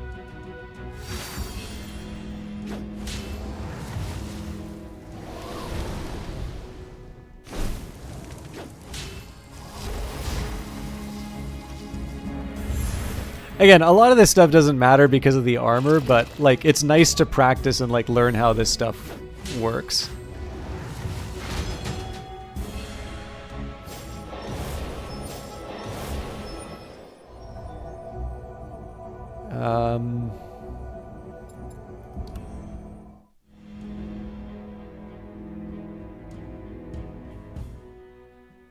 I guess it doesn't really matter at this point.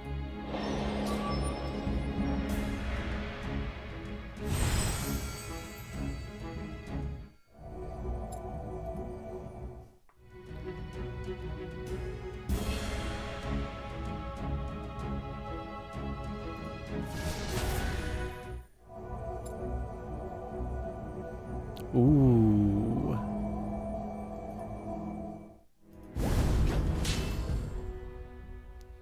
So we wait to get the Unholy Touch again. We can improve... actually, maybe if we got our poison people... have a few more people we can actually give a big attack to.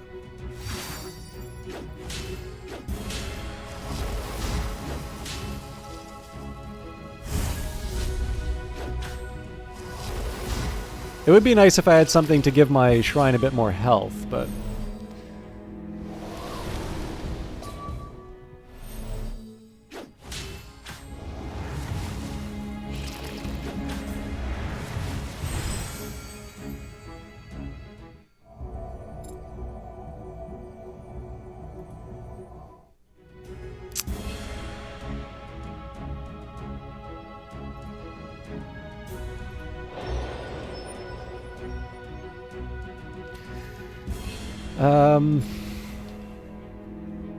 So this will prevent this unit from attacking the shrine.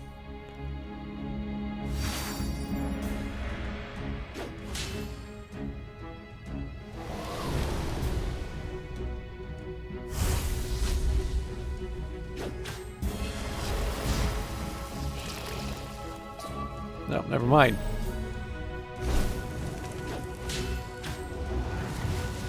So, sadly we're below 100 health, but we survived.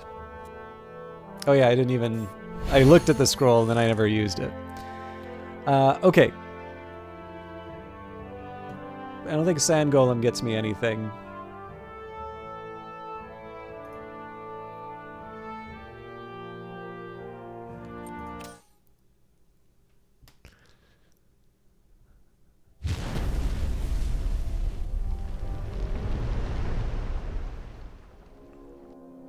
So Winds of Change replaces some tiles with random ones from another act, and then Judgment, enemies' attacks deal 8 damage to units with higher health. That's going to be bad for the...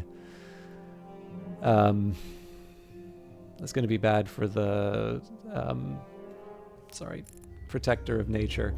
So I have a bit of a dilemma here, right? The Chamber would allow me to get those talents with elemental energies, which I can do with the Nature here. But I do have a chance for 2 Sanctuaries again. I think I'm going to go for the Sanctuaries. Particularly because of Divine Protection. Yeah, anything, you know, being able to knock down enemy attacks, especially when I attack back, that's a big deal, so. Okay, so Mechanical Golem's going to be a bit of a problem. Demonologist creates broken seals, which can teleport the shrine. Now, this actually sometimes helps me because it allows my shrine to sort of teleport around.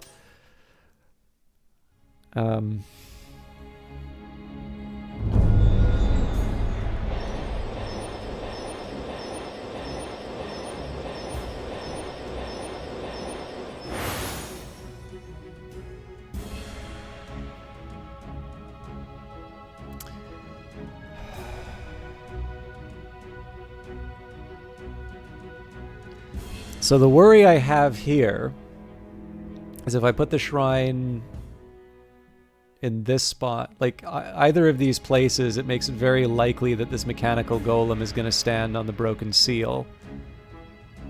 If I put them here, then they get stronger through the runes.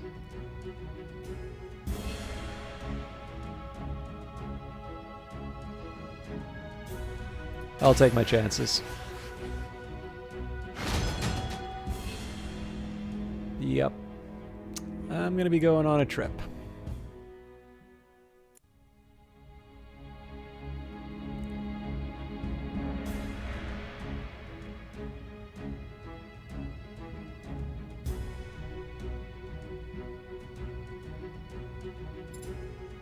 No, I'm not.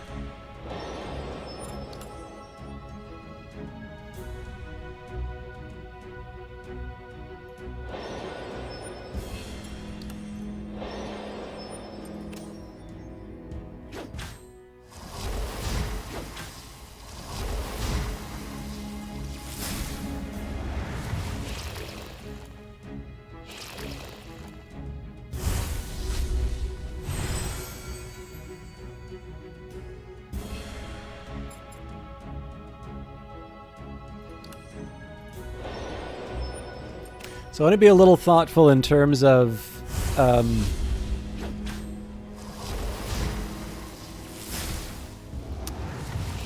when I summon the Protector of Nature.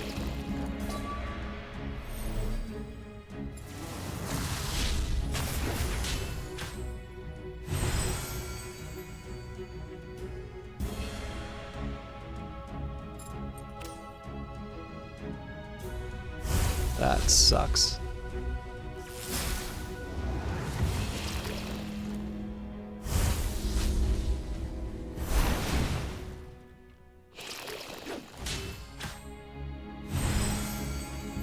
I don't quite have the health to afford to do this, but...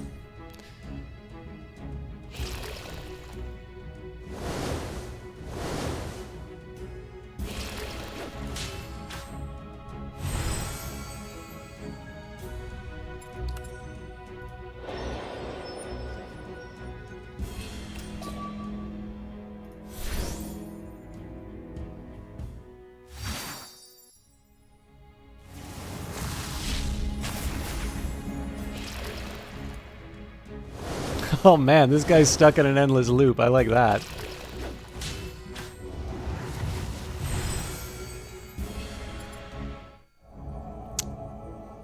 I am definitely giving a morale boost to the... Actually,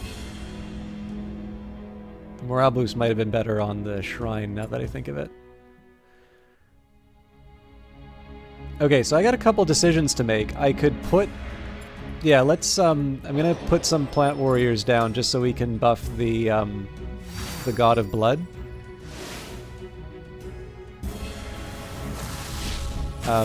But next I'm actually gonna be summoning some stuff at the end here.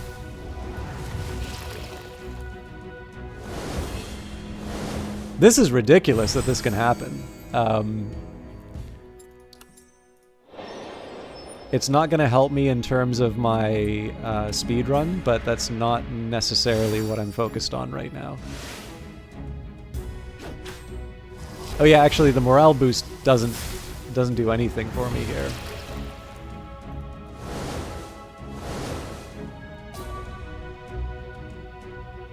Okay, summon them here.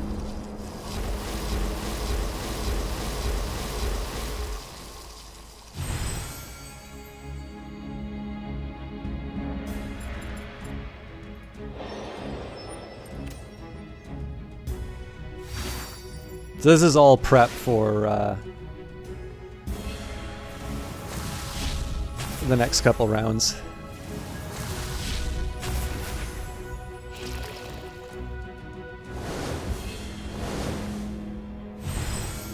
So one important thing that I have to do here is I need to make sure that I can get the Unholy Touch on my plant guy.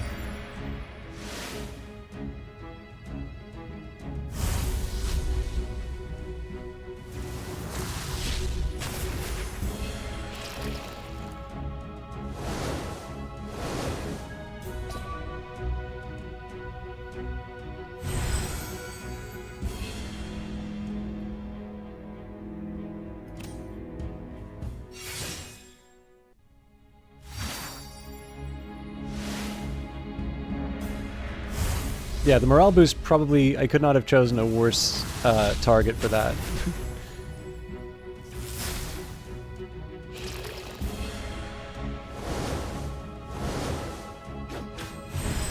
Alright, that was really unfortunate. Still...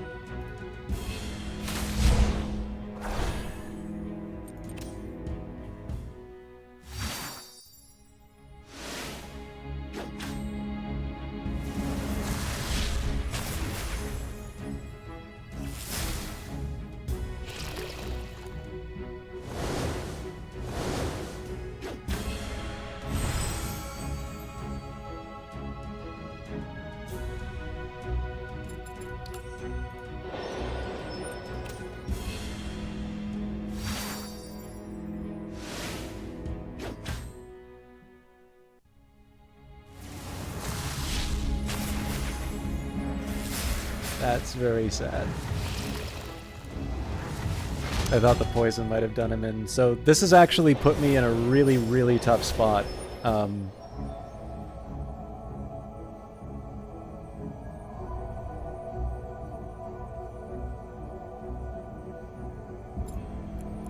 think I'm going to pay to move the...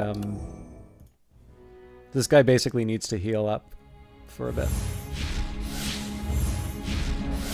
So even though this is going to mean that my shrine takes more damage than it should.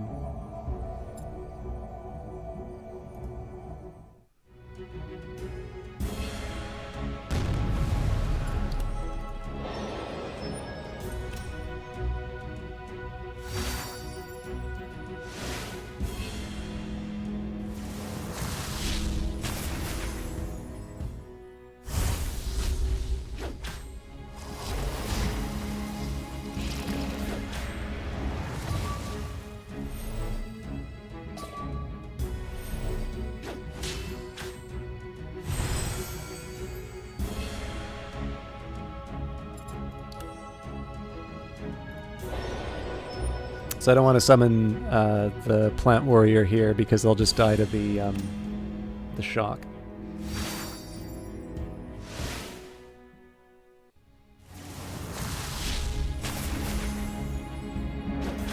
But my health is way, way, way too low for this stage because we've got a boss coming up.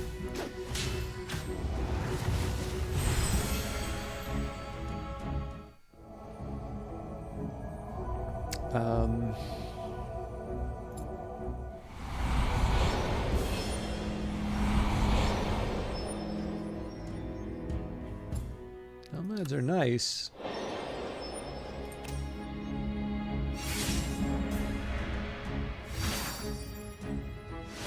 I should probably be saving up for the Unholy Touch next. So as powerful as the bone horrors I've been summoning have been, they don't really... Like, they haven't really been delivering a lot in terms of attacks.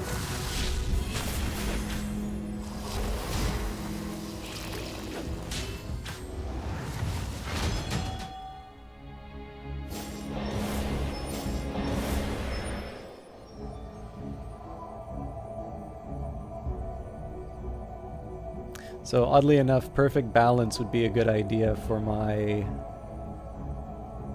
shrine right now. Because it'll give it a little more health.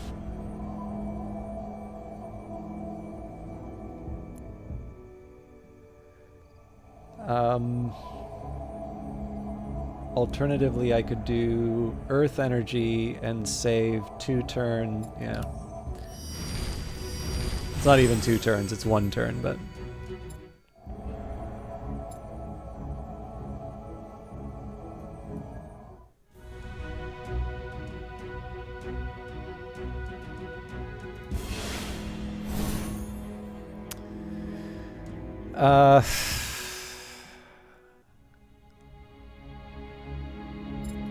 So the trick here is I gotta keep the poison coming.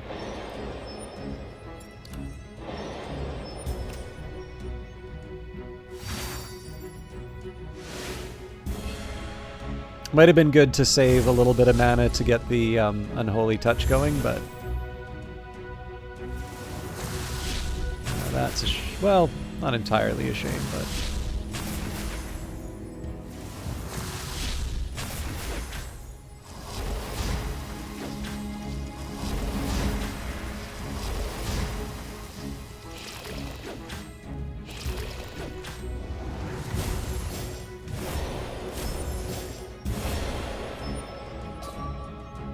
Oh, actually, one of my units might just save my shrine's bacon.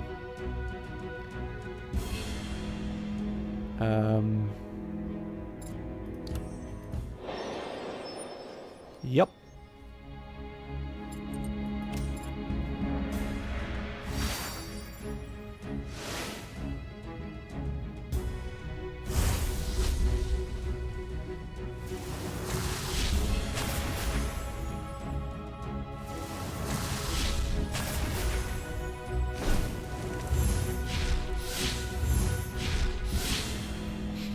That was a little unexpected, but...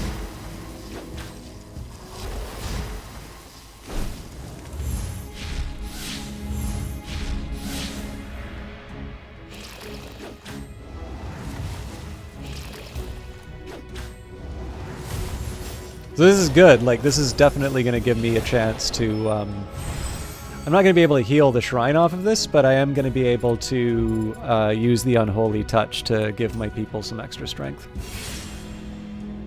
And of course, we'll be stacking on the poison, which is another big deal.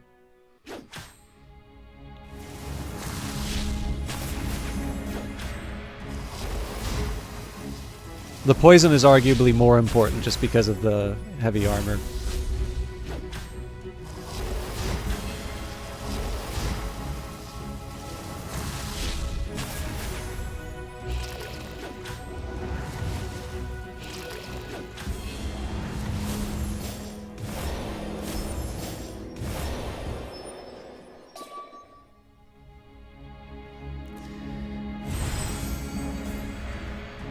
Okay, so this guy's going to move in here, be able to attack my shrine right away.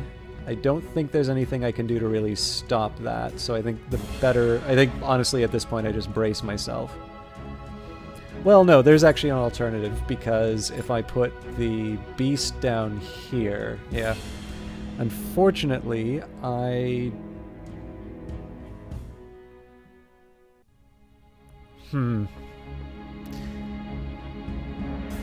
Nope, I think the beast is the right call. Even though I don't get to buff my poison people.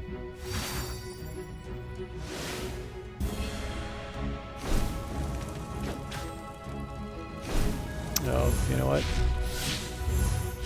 Oh, interesting. Well, it still has the effect that I wanted.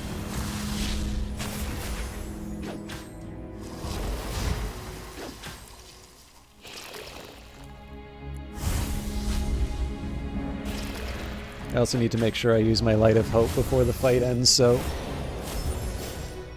think I'll do that now. I originally would have used that on the Protector of Nature, but...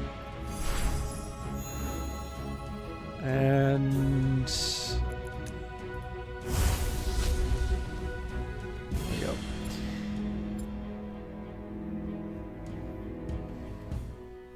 So knowing the situation, I don't think it would hurt to try and get a bit more poison on the Demonologist.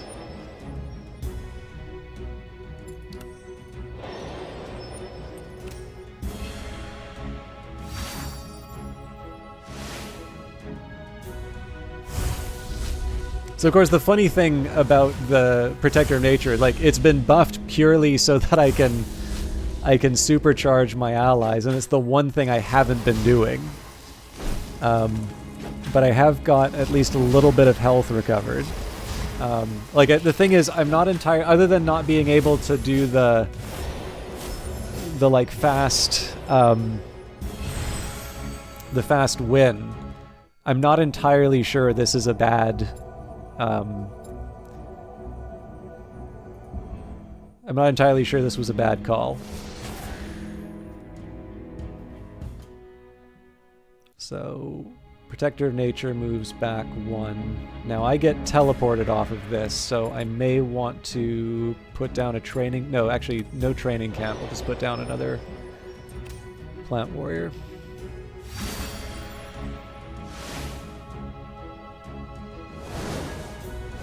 So obviously it would have been nice to clobber the Demonologist, but...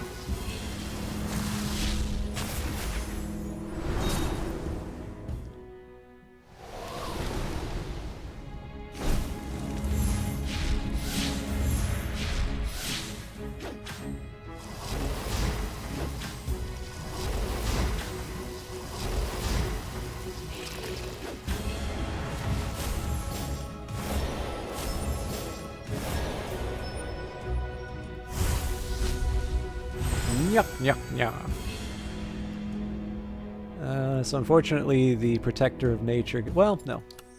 Enough is enough. We need them to deliver some punishment.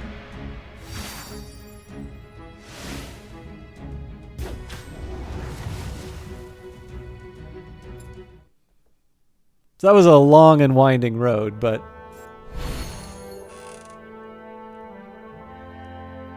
So we can do Consuming Inferno to destroy 2 tiles, or Bloodlord. Consuming Inferno is at least an option. I don't see myself fielding a Bloodlord in the current setup. I need something that gives me health. Like, it's nice to reduce damage, but... So I think probably we go Sanctuary Chamber here.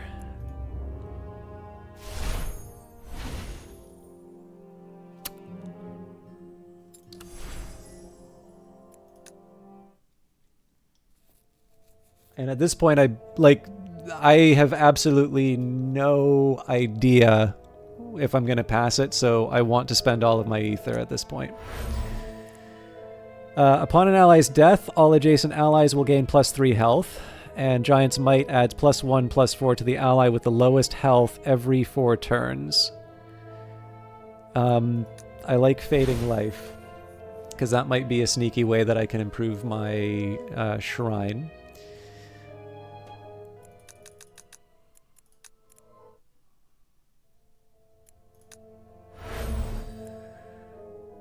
Curse of Weakness. When 7 allies die, the attack of a chosen unit is set to 0. That sounds really good. Or upon an ally's death, a random enemy will receive... No. Definitely this one.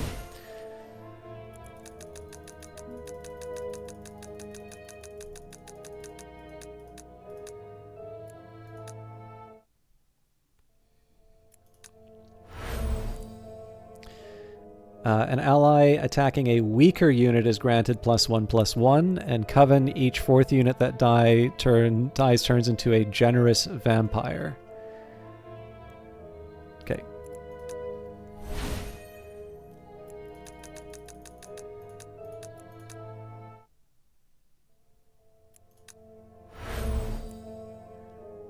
So there's an Orc Berserker at the battle's start.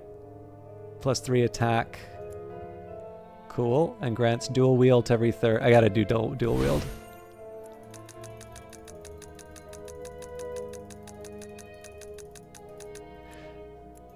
Two attacks from a poison, a poison granting unit is really strong.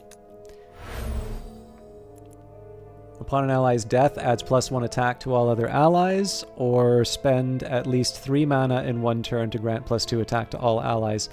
Tempting. I think I'm gonna do the Flame of Vengeance though, because I'm gonna churn through a lot of units. All right. So we have a fighting chance. I'm not confident, but I need to think about exactly how I'm gonna handle the Sons of the Elements, particularly with their heavy armor.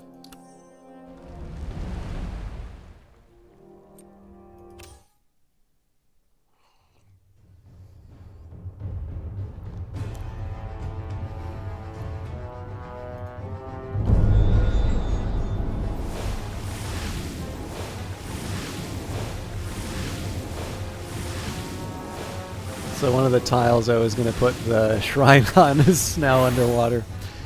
Okay, so let's start by looking at what we're up against. So passive, other bosses' abilities work twice while they are adjacent to this unit. This unit can receive only up to... Okay, that's the heavy armor. Killmire, on attack, deals 4 damage to all enemies adjacent to all bosses. And Gallant adds +3/+3 to adjacent allies on its move.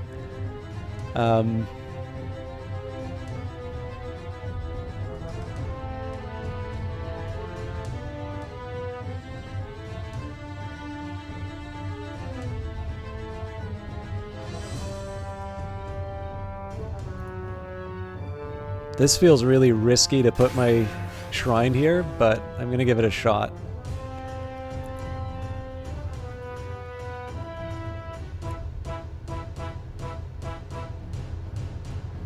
Ooh.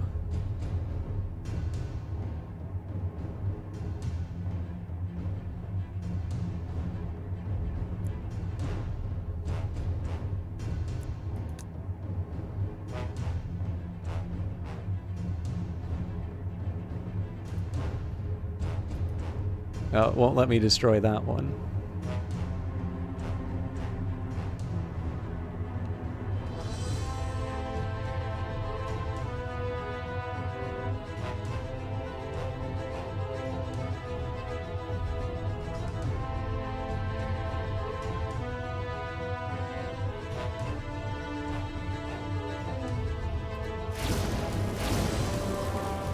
Oh, that was so dumb. I thought it was like sinking the tile, not clearing the tile. That actually gave me, that was a disadvantage. Okay.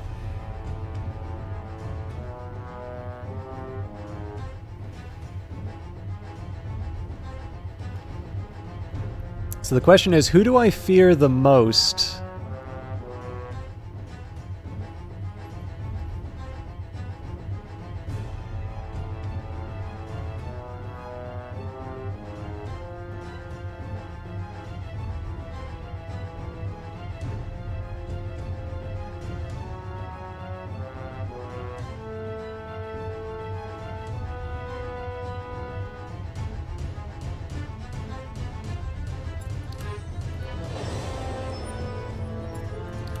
I can actually just put down one plant for each boss.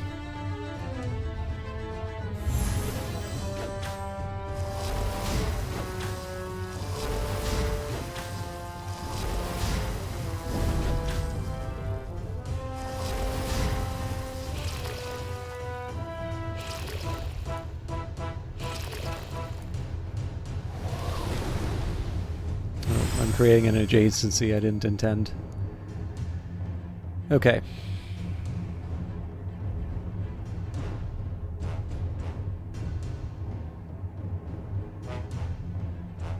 So unfortunately, this unit winds up adjacent to the shrine. I don't think I can have that, so... Again, I didn't really think this through.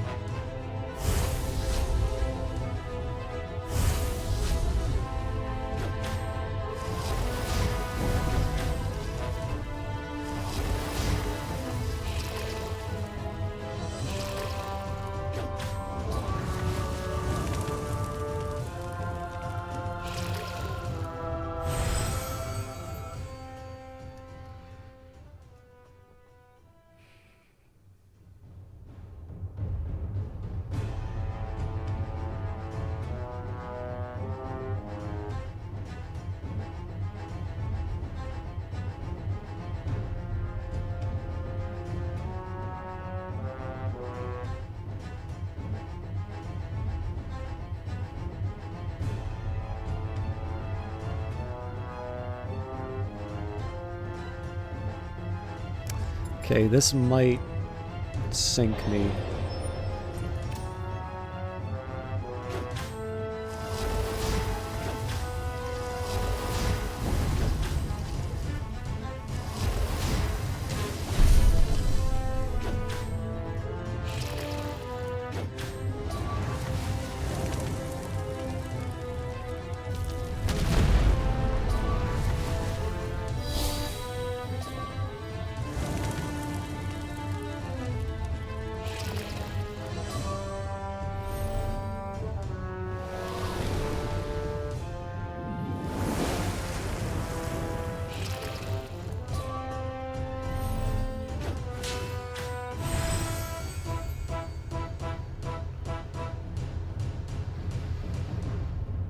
Okay, so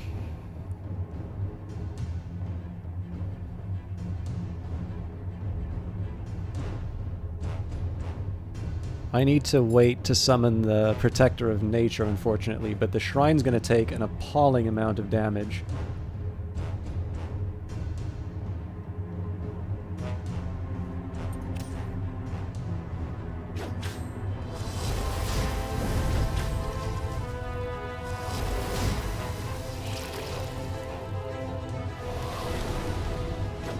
Damn it.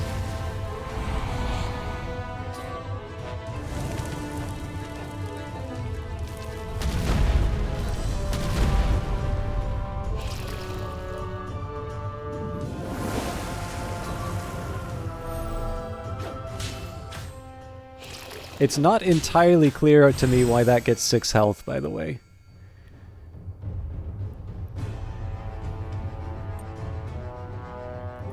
So unfortunately, I need to hold the... Oh, crap. I messed up on the Protector.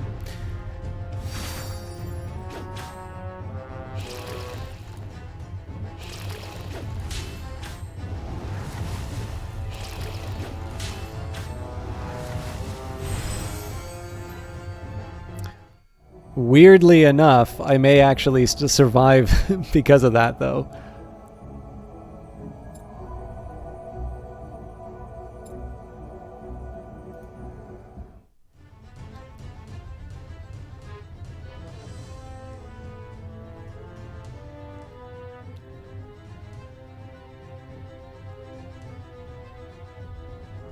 I'm trying to think of the right place to put this thing.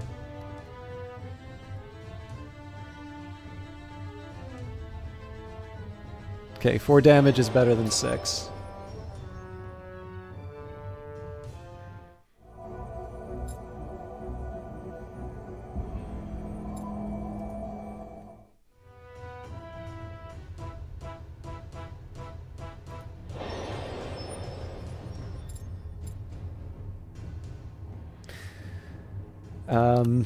So I kind of have to do the Elementalist so that I can get some healing in. That doesn't leave me a lot of options, but I prefer the extra poison damage from the plant. So I'm really just hanging on by my fingernails here, health-wise.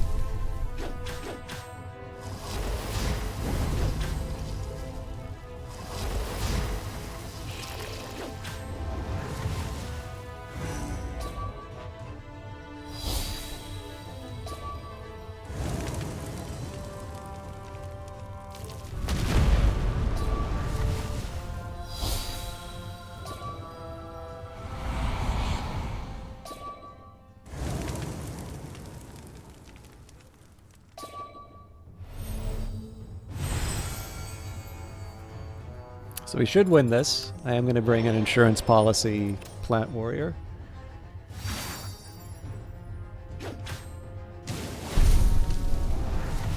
So, I mean, 18 health at the end of that, that's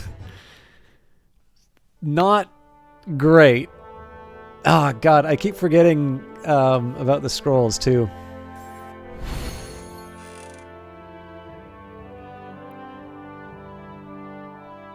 Get +1 mana, but the shrine receives 5 damage. I'm not going to use that.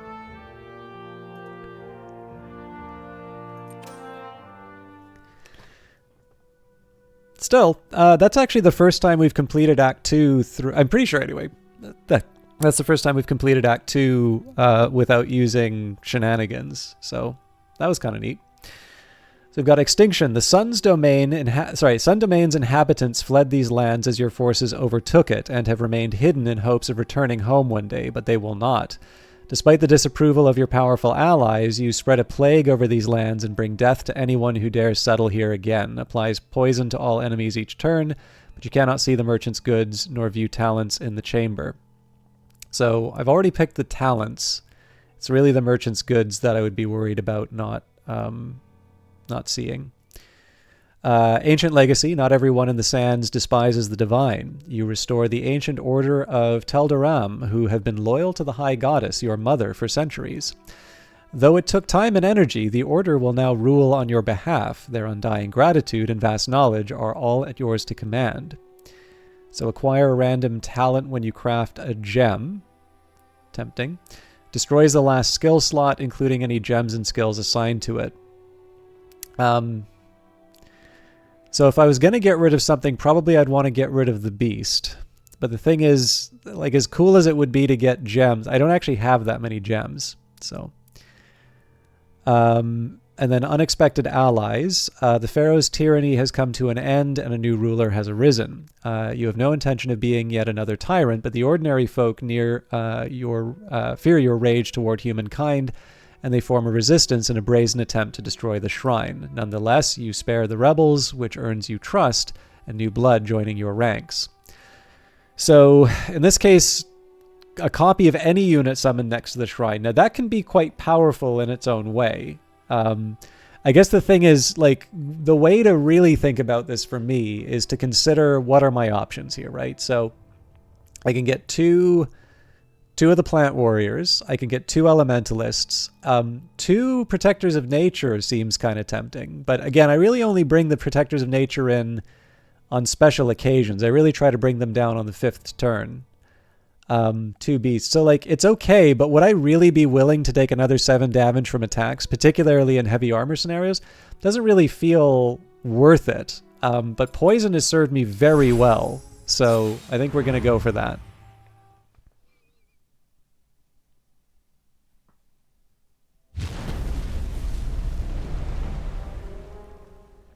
Okay, so the Land of 1,000 Banners, it's really anything goes as far as this region's concerned.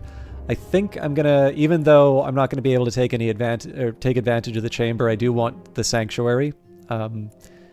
Given that we can't see the merchant's good or the talents in the chamber, I kind of need to,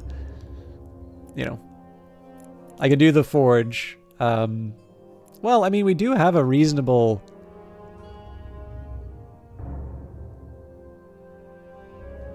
Well, 140, yeah, no, I think the Sanctuary is the right way to go. Let's see what we've got here. Yeti Magician doubles bonuses to attack and health. Cave Imp summons angry imps next to mountains. Dwarf Warriors takes extra turns by slaying units. All right, yeah, this is going to be, actually, Ravenhold feels like it's designed to stop the nonsense I've been doing so far. The Northerners rarely seek diplomatic relations with other kingdoms. They either find common ground or refuse to cooperate at all. So, it's kind of like a free turn. And it would seem to me Divine Protection makes the most sense here.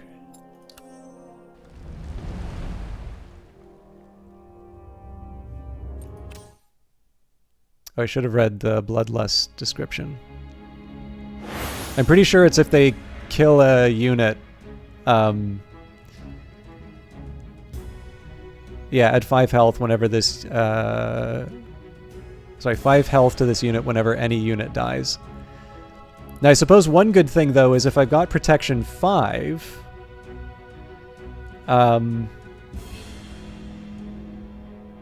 this unit can't actually hurt the shrine.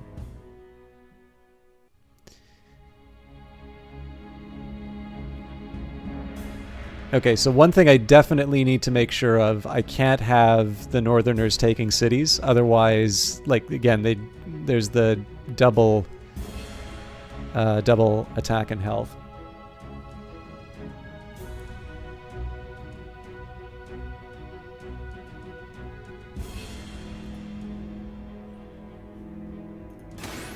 So I can't rely on these mountains giving me protection, but...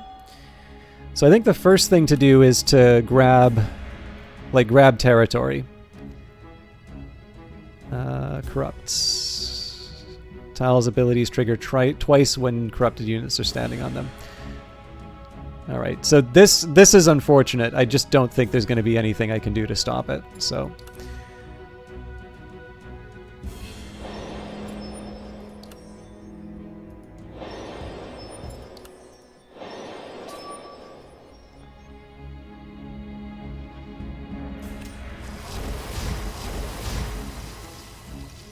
You fool!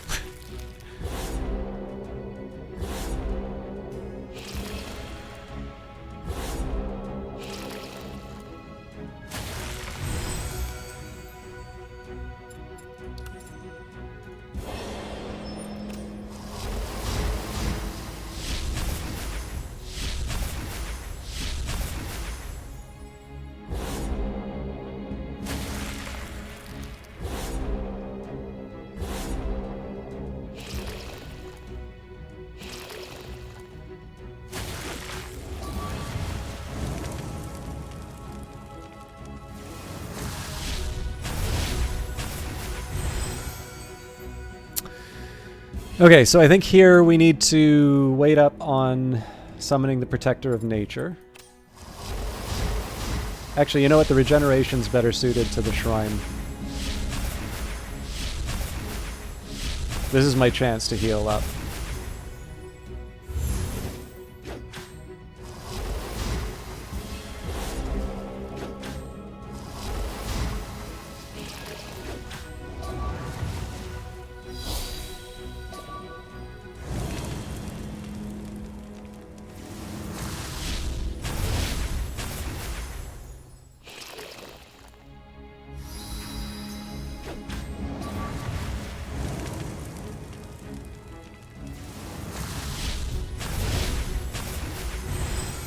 Okay, so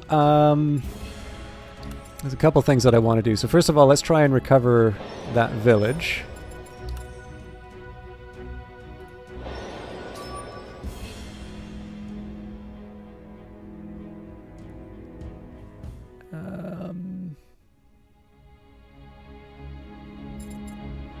I think a lot of this is... There's going to be a lot that depends on the next... Like, when these mountains move.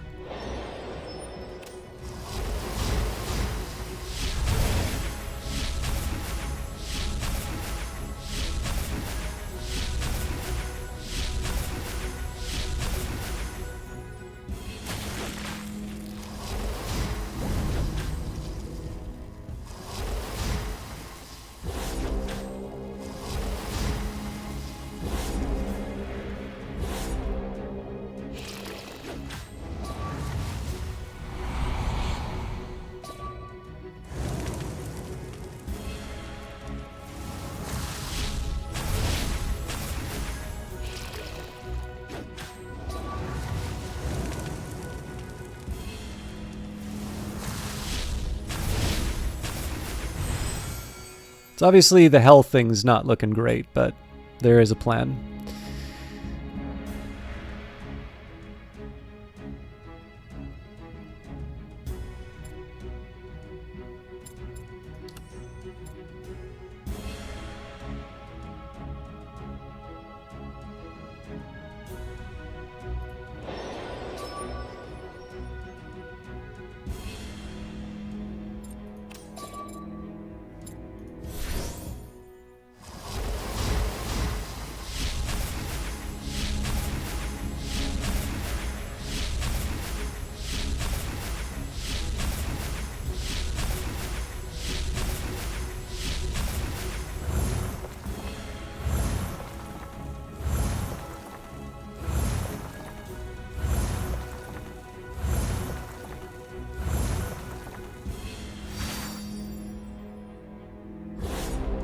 So my hope here is that the enemy units have fewer reasons to take these tiles, like these village tiles.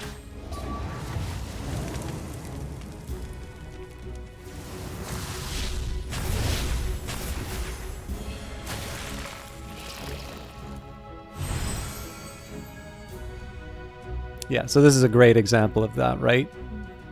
They don't need to take the tile from the shrine, so why worry about it? In this case, I'm going to end the turn because I do actually need to start bringing in some damage on the team. Like, as nice as it is to have, what was it? The yeah, God of Blood, the Bone Horror. Like, it's cool how powerful it's going to be, but I do actually need to start. I do need to start delivering on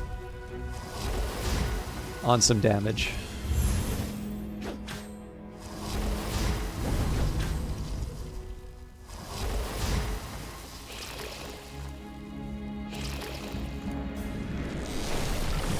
Nya, nya, nya.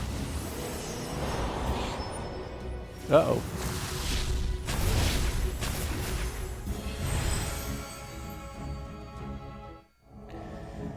I think execute's pretty much always the choice.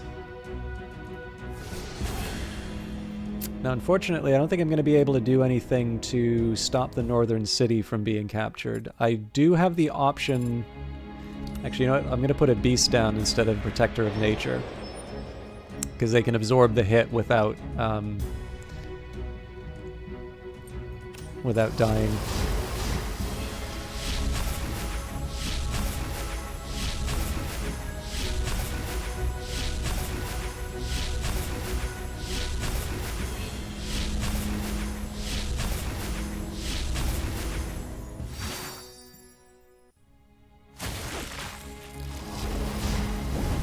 I'm gonna have to be wary of the frozen lakes.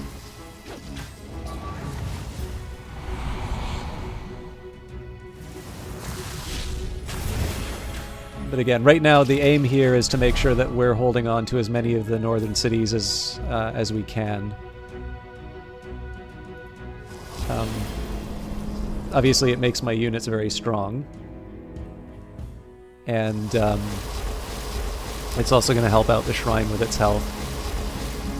Ridiculous. Do I want another beast?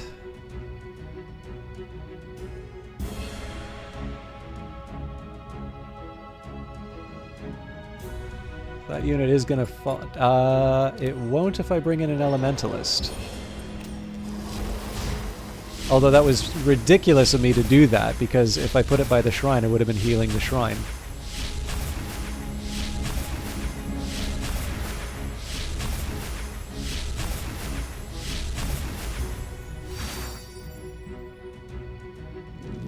No! That was a really strong... that was a really strong unit.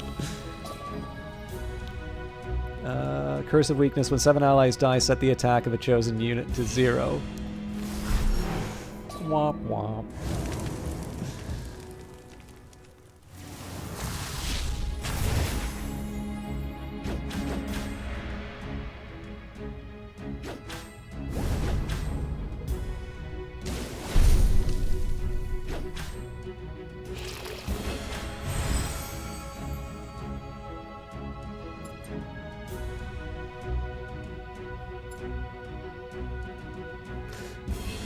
I do wonder if it would be a good idea for me to put the training camp on the... Like, I don't have any kind of lifesteal, but why not improve the strength of the shrine, right? If something does come to attack it, it's a pretty short fight.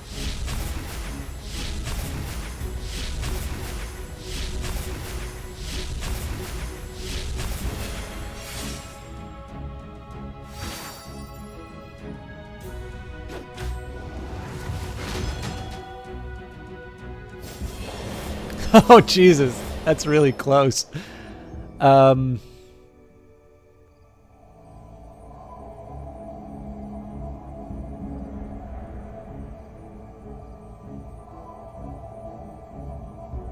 I don't think perfect balance makes sense here.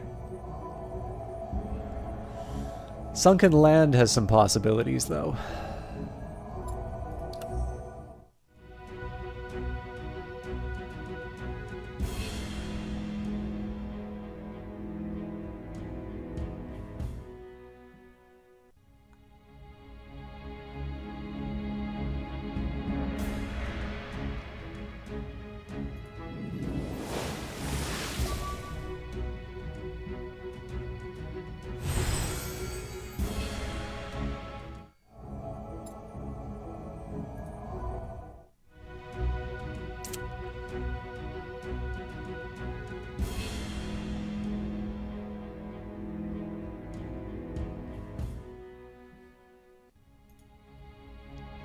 So this is about redirecting units to where I want them to be.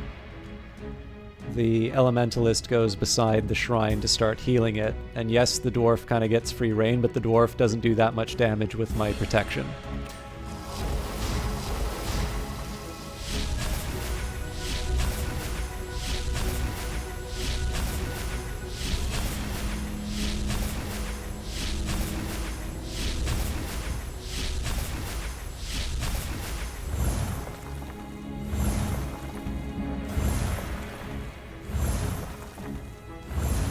So that dwarf's gonna go straight for the shrine.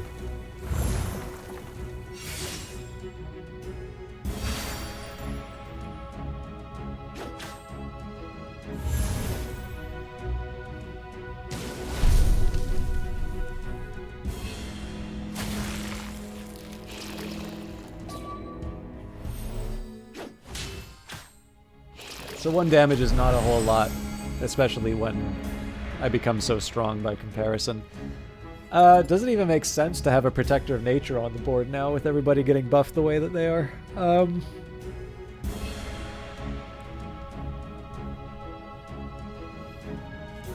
I don't think it could hurt.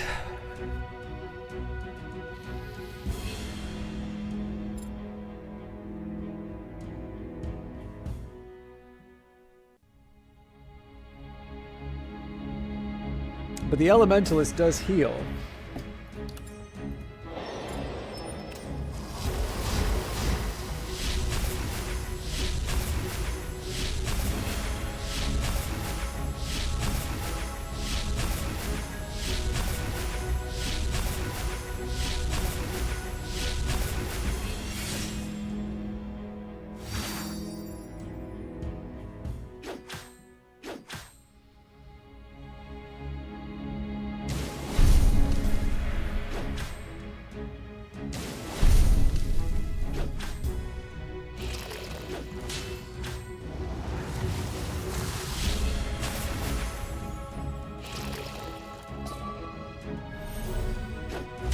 So yeah, see, one damage, but in return I'm able to basically eliminate an enemy, so...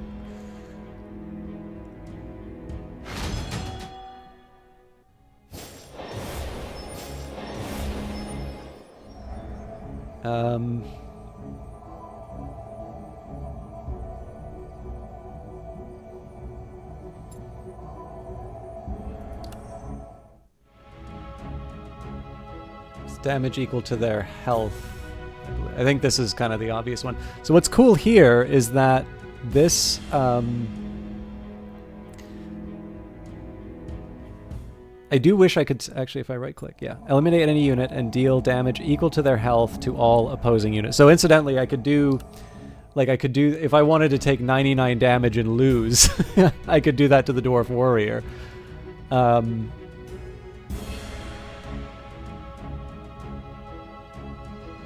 So I could do 60 damage by killing the Bone Horror. I actually think the Mushroom here makes a little more sense, though, because it's going to take forever to get into the fight.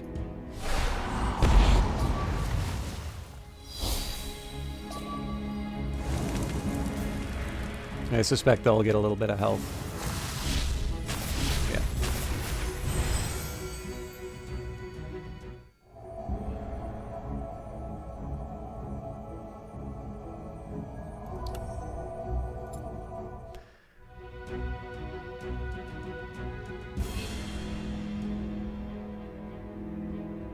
This one does more damage, so I think we pile on the damage.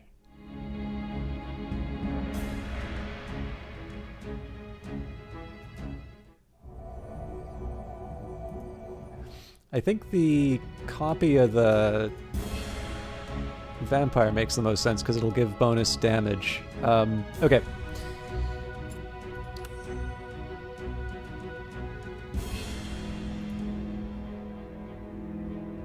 So I think the name of the game here is just to pile on as much poison as I can, and then call it. Superior Blaze, how are you doing? So this is a, also very good to see you again. This is a roguelike auto-battler, so you are allowed to summon units, and you don't directly control them. Essentially, the strategy in this game largely involves realizing what abilities your characters have, and as you can see, there's quite a bit. Also, I need to remember, Frenzy, any unit attacks all adjacent units, so I should, oh, wait a minute, that's all adjacent units, so that's including my allies. But yeah, so as you can see, there's like a lot, there's a lot on the board right now, and I have a lot of abilities. But the big idea here is, well,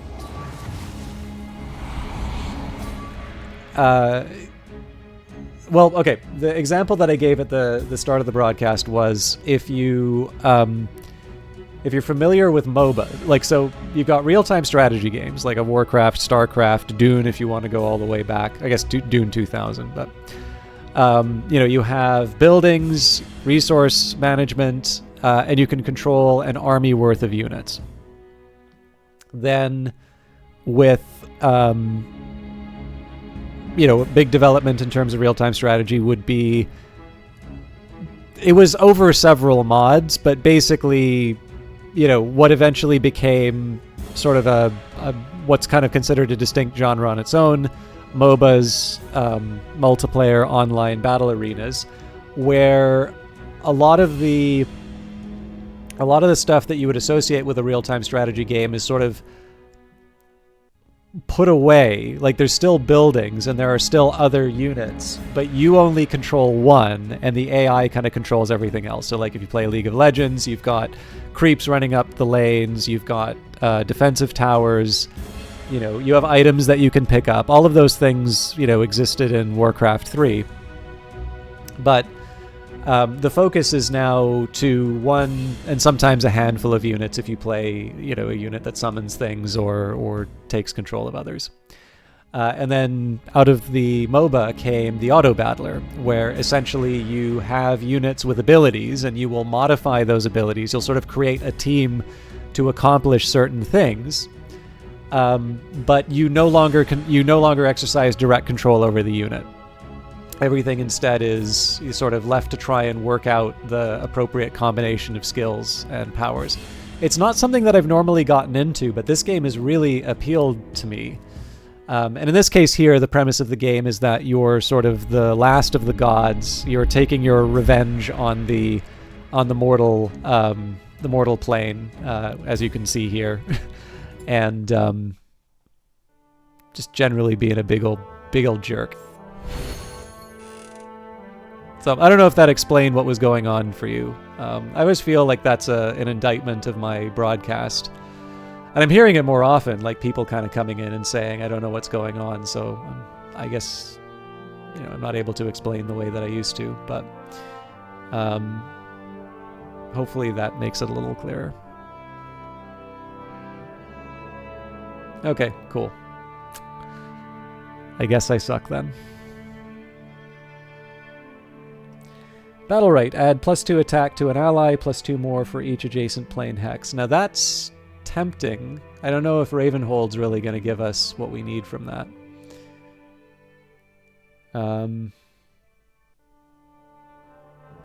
The big question on this would be what I take out of the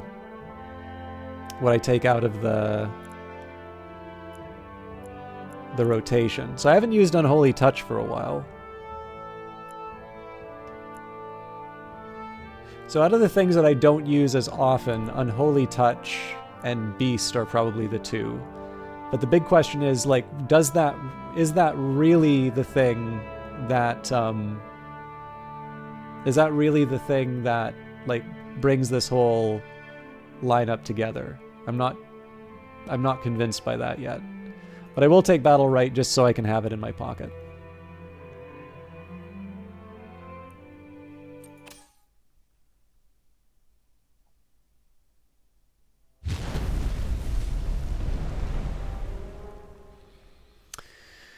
Earthquake. This continent is shattered in half. I think for the most part that will be good for me. Then Judgment. Enemies' attacks deal +10 damage to units with higher health. That's going to be... excuse me. That's going to be really challenging for the shrine, because I've just finally gotten it out of the... I finally gotten it out of trouble in terms of the health. I may take another turn with the Gift of the Forest to get the shrine health up. So the Cave Imp, I seem to remember they had a lot of health, but I think we can manage those. Yeah, honestly, it's really the Judgment that's going to be the conundrum. But Rune of Power will at least push things in my favor.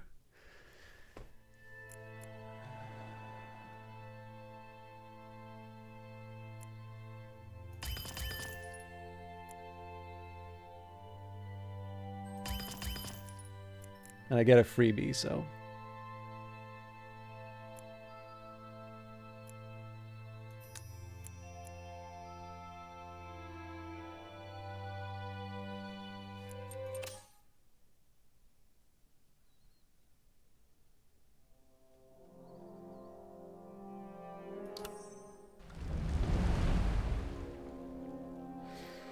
Okay, the Frozen Plateau. Legends say the plateau was formed from the bodies of frost giants that were slain centuries ago.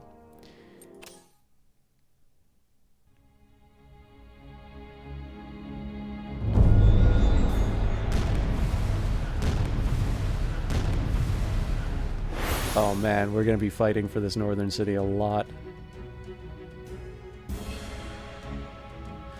Okay. So, On Death summons an angry imp for each adjacent enchanted mountain.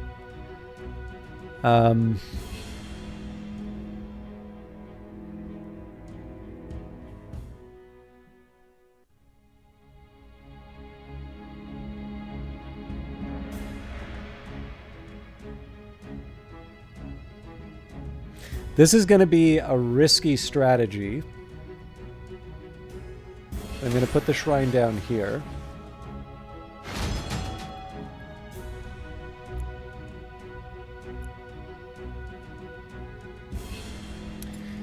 And the big deal here is going to be, I want to make sure that I'm capturing all those, all these villages again.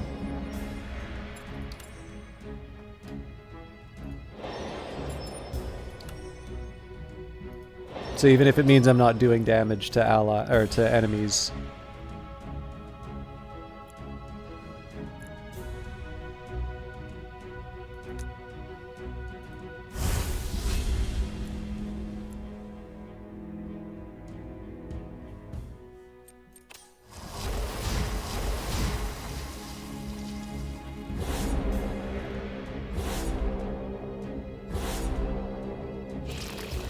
So basically, I'm just trying to get the buffs where I can.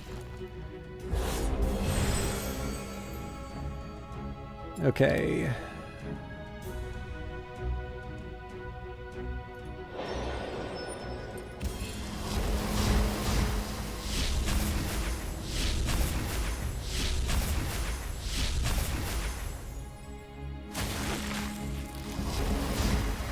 So one of the reasons I didn't bring one of those plant warriors on this side was we knew he would be moving in to attack. I wasn't expecting that one. I thought he was going to go for the northern city here, so...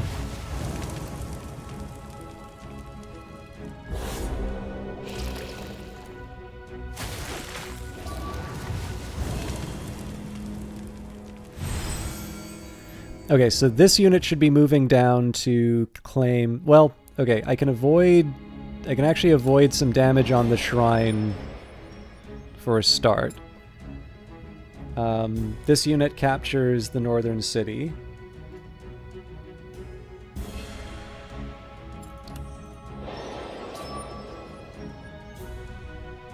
So I'm not expecting a whole lot in terms of units that survive, but that works for us because of our God of Blood. So it's going to get +2/+2 for each dead unit when the time comes.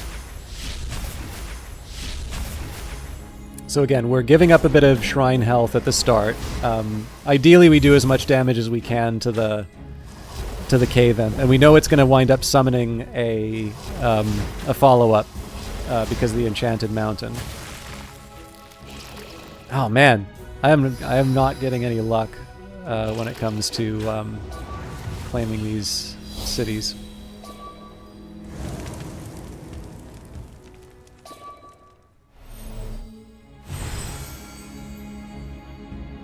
Okay.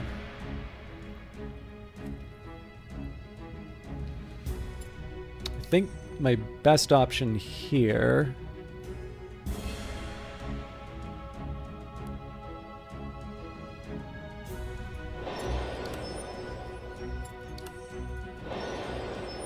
Ugh. Nobody's moving where I want them to.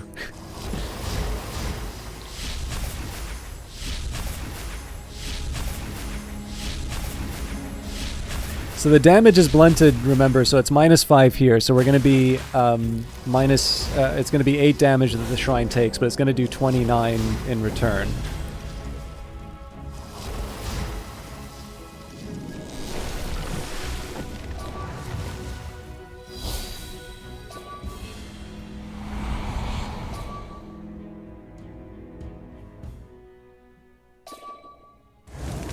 I don't know if this unit's going to be buffing anybody, just because I don't see any immediate attacks that they might do. But the good news is we do more or less have the cities sort of locked down for us. This Angry Imp is a bit of a worry, though. So our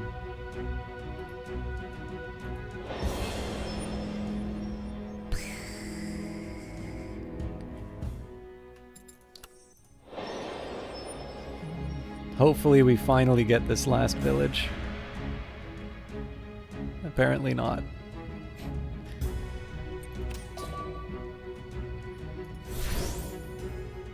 So this is definitely going to hurt. It's 25 damage, so -5 is 20 damage to the shrine each time this unit attacks.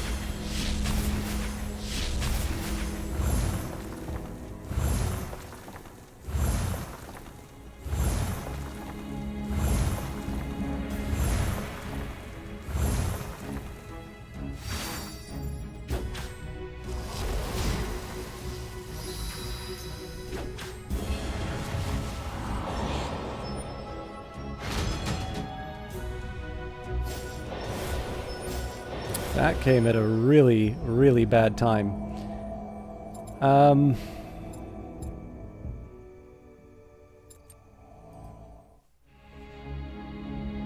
So I can surround the shrine with rock walls. That's really only going to help. It's really only going to help this tile.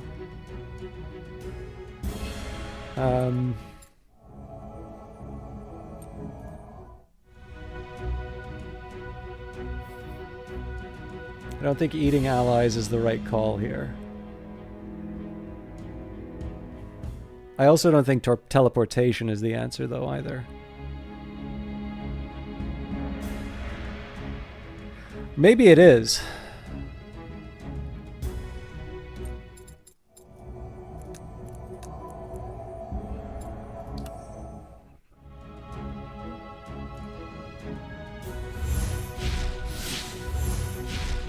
So now everybody has to sort of file through this narrow passage here. I do like the idea of killing a duel.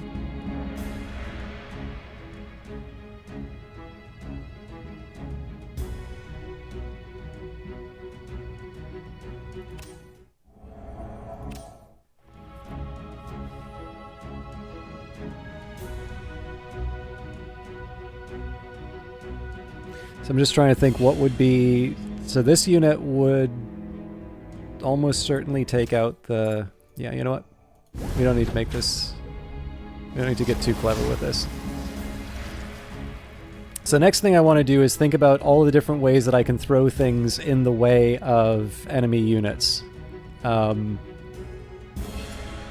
Stacking poison is really important. Oh, this dwarf is just going to clobber everything in his way. He's going to knock through every single one of these units. I'm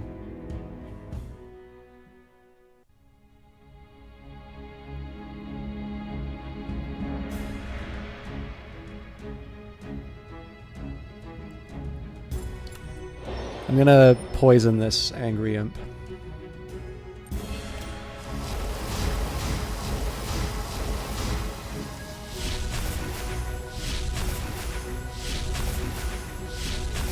I think at this point I just need to buy some time. Well, actually, you know what? With the God of Blood, so even if he will knock through potentially 4 of my units, but what that's going to translate into is an even stronger Bone Horror when the time comes.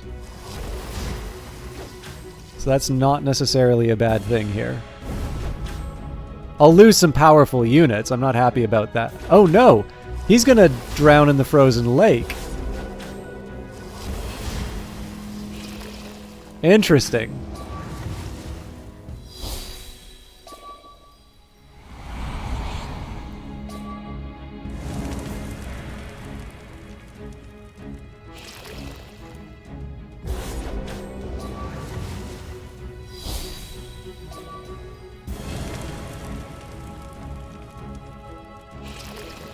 Okay, so he hits there. He'll take his turn, so he takes 2 damage off the poison. Oh, no, he won't. Okay. I'm going to put the Curse of Weakness on this unit, just because I think the dwarf is still going to go under the... no, he won't, because this unit's got his health now.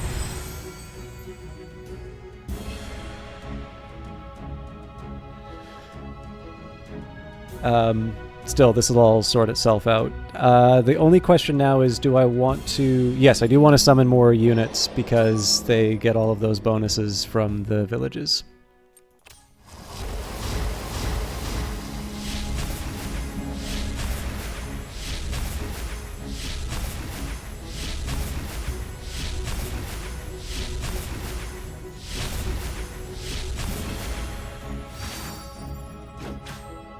And again, more importantly, we're getting those turns to heal my shrine. So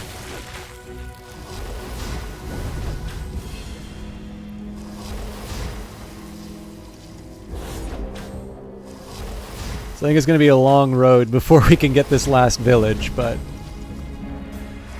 I'm not unhappy with the way things are going. Oh, actually, we'll take it next turn. Now, unfortunately, he's not going to move on to the tile. He's going to wind up... I believe, at least, he's probably going to wind up moving. Oh.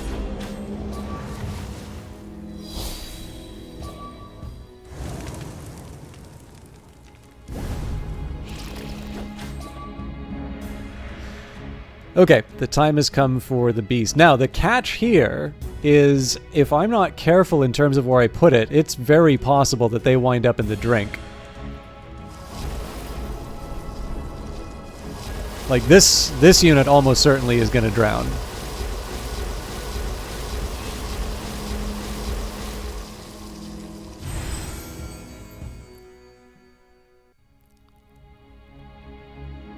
I suppose I could help them by putting the training camp down, though. I'll be nice.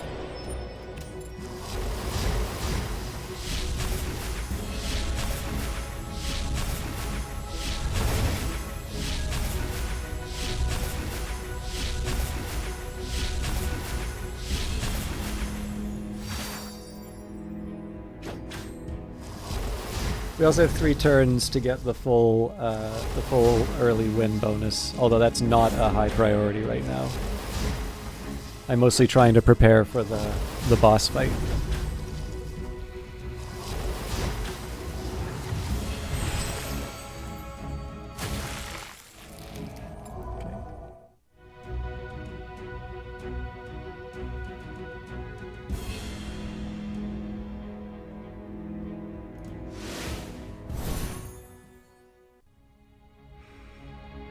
I think we just leave this be.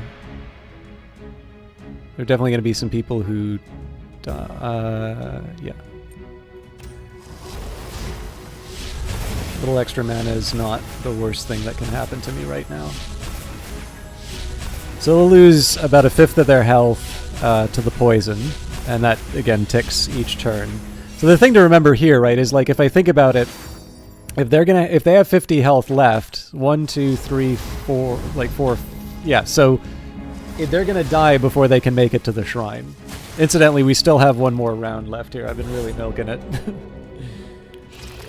But again, we dominate the villages here, so it's allowed my units to become extremely powerful. Anything that they throw at me is gonna have a hard time breaking through.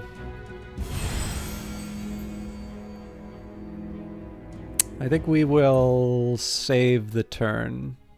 I don't think anything too scary is coming after us, so...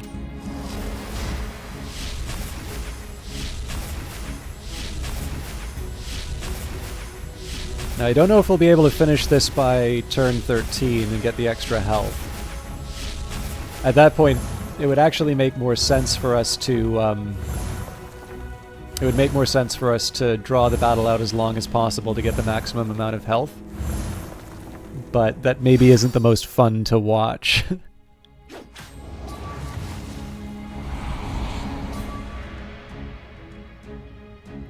Can you just give me a quick second here?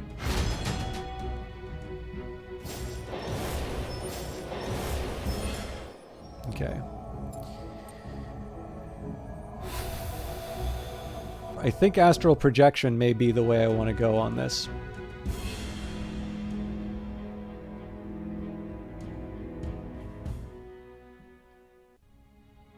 So I basically have two options here. One is I let the cave imp and the dwarf warrior beat the crap out of the shrine. And the thing is that they get plus 10 damage each turn. So even though I do 41 damage in reply, that's a lot of damage for me to be taking per turn. So I think we'll do astral projection. And what this should do, both of these units should be moving, yeah, they're moving away from the...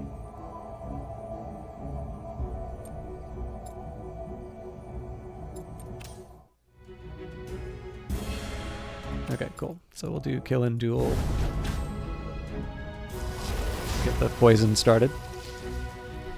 And I honestly think at this point, probably it doesn't hurt to put in a Protector of Nature to start, you know, enforcing the rules.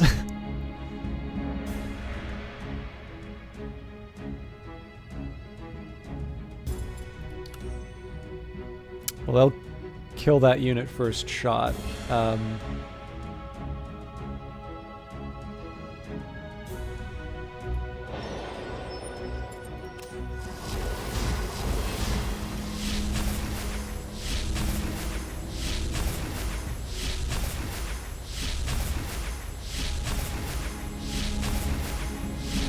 Yeah, so I don't think we're going to get the health bonus, but I think the damage that we've avoided, as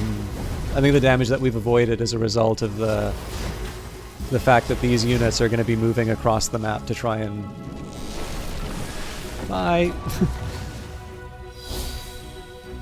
to try and take out this shrine is going to pay for itself. Assuming I don't wind up doing something stupid, that's always a possibility.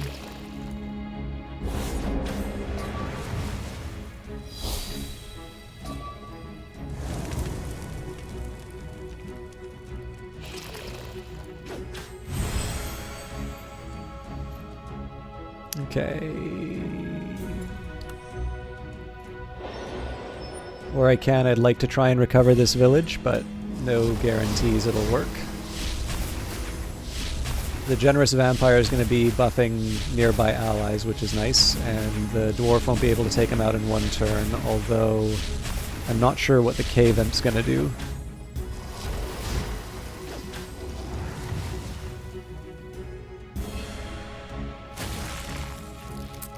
So I do need to be a little careful of the cave imp because of its damage.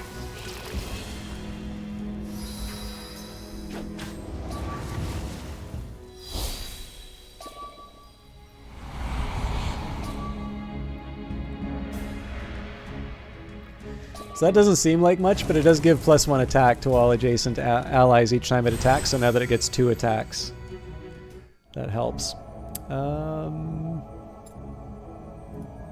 So we'll give that to the vampire, because even more buffs to my ally.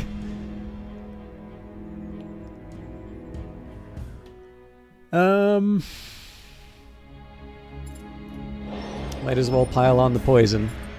We should win this turn.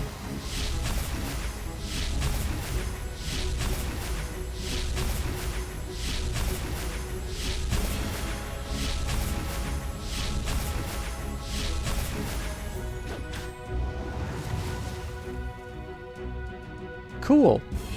I don't know, I feel like I'm kind of starting to get this game.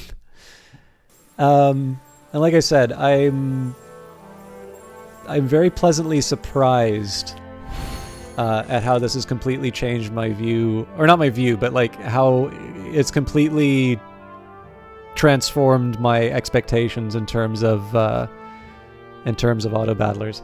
How you doing, Takri? Good to see you.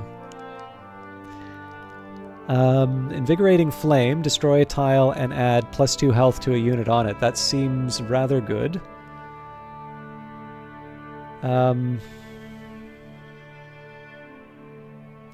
I don't mind the idea of the Corrupted Tree as well, but I think I'm going to keep the Invigorating Flame.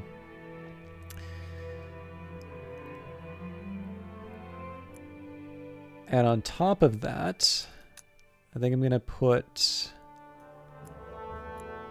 that in place of the Unholy Touch.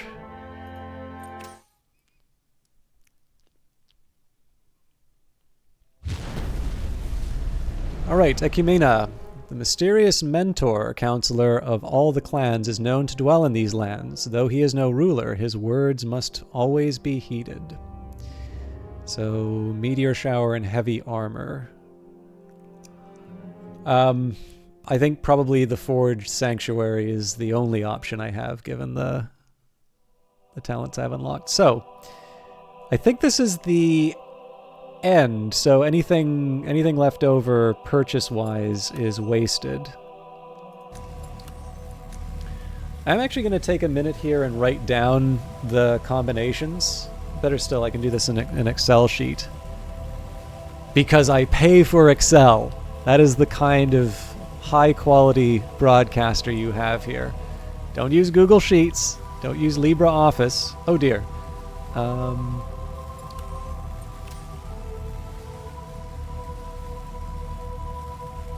Hopefully this is going to get weird for a minute.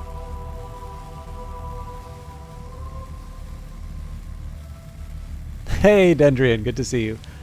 I was going to say, I had a video to share with you, but I did share that to you, share that with you on your broadcast. On that note, actually, we've got the wonderful Dendrian here. Just recently started... Well, I say just recently started streaming, but that has actually been true for a while.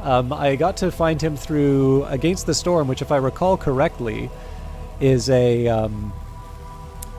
I can also do... I'm trying to get used to the...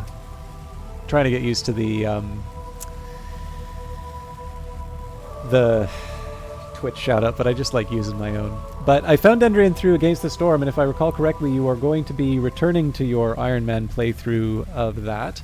Against the Storm is a wonderful roguelike city builder, so I have a feeling that there's probably some crossover between people who might like Godless and people who may like Against the Storm. But I also actually got to appreciate... Graveyard Keeper, which was never really on my radar until I saw Dendrian play it. And so that was a particular delight. And then on top of it, actually, you know what? Sorry, I am going to change the... I think I might be able to get away with...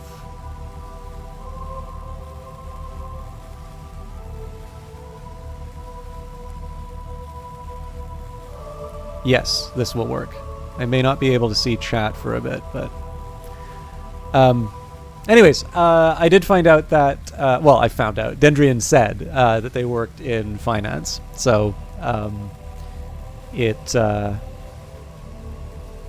know, I felt, I knew that, as soon as Dendrian was in, as soon as I saw that name on an Excel thing, I'm like, okay, well, that's one of the good people, one of the people who knows. But anyways, every once in a while I share a math video with Dendrian because they are almost certainly better at math than I am, which means they can appreciate all of the math jokes that I want to pretend that I understand so people think that I'm smart. But in any case, definitely a broadcaster who, in addition to having a good taste in games, I sort of feel like will appeal to the kind of person who likes watching this channel, in the sense that, you know, as much as I can, I like it.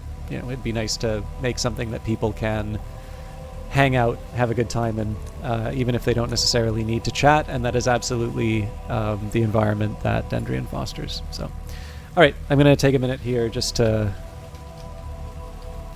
secondary... So all that I'm doing here is making notes for myself.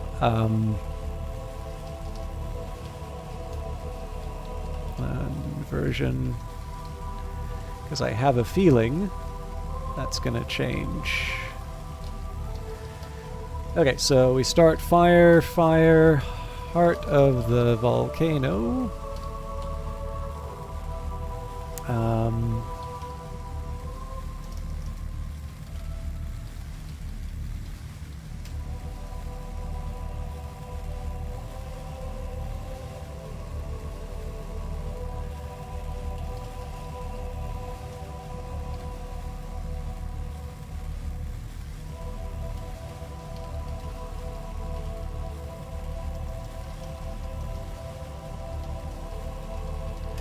So that doesn't really work with my lineup here. I suppose the beast might work, but yeah, I'm not totally convinced by this one. So fire nature, crystal amulet, also unit.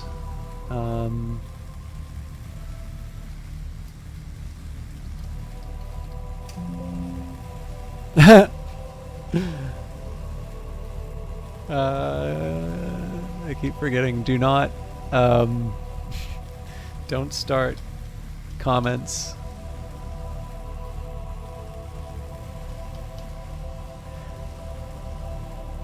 So what if I want to force you to be text?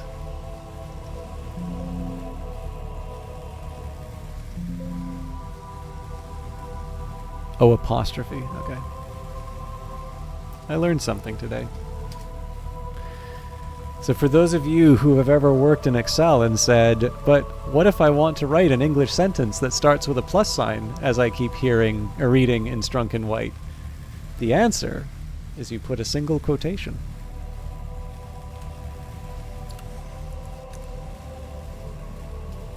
Okay, fire death? Does it say the... Yeah.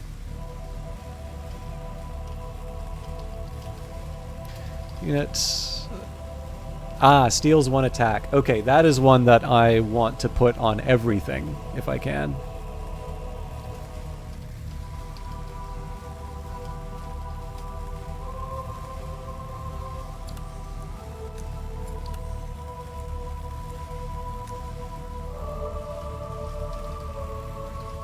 Okay, nature fire is runic stone. That affects tiles, so I only have one ability that does that. So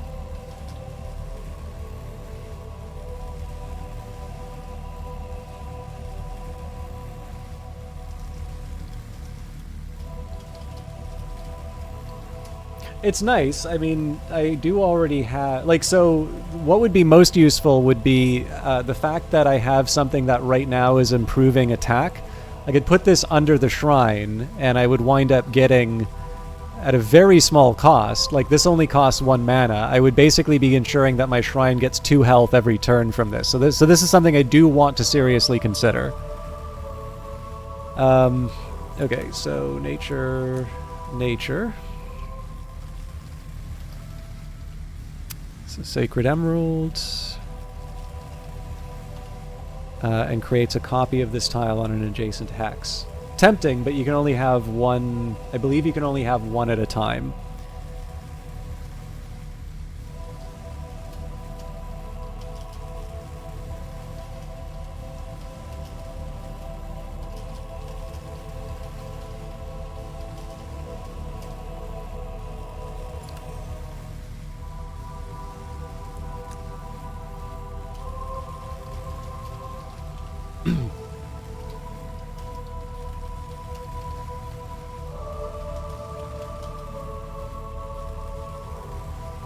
I'm liking this a lot, Irrepressible 32 Tal. I feel like this is the point that I should remind you that I was given a key for this from Brace Yourself Publishing. And obviously I'm already very favorably disposed towards Brace Yourself. But like the thing is that, and I know, like, I wish I could have a better pitch than, like, I didn't care that much for auto battlers, and this game has made me see how they're fun. Because to a certain extent that tells me that I wasn't part of the target audience, and so maybe can't speak to someone who would find that intriguing. But the single player aspect definitely helps. The roguelike elements, I think, are absolutely the thing that keeps me playing over and over again. I will mention it is early access, so it is also priced accordingly. So there is definitely more that's going to be coming in. And I've actually finally hit, without getting away with like nonsense, I have actually finally hit the point where I'm naturally hitting those boundaries through gameplay. I will also say, because it's early access, there are balance problems, and this is exactly why it's in early access and why it is priced lower at early access. So I don't want this enthusiasm to come off as like absolutely buy it the way it is right now. If the developer were to completely abandon the project, you would consider this a perfect game. But I'm absolutely delighted by it.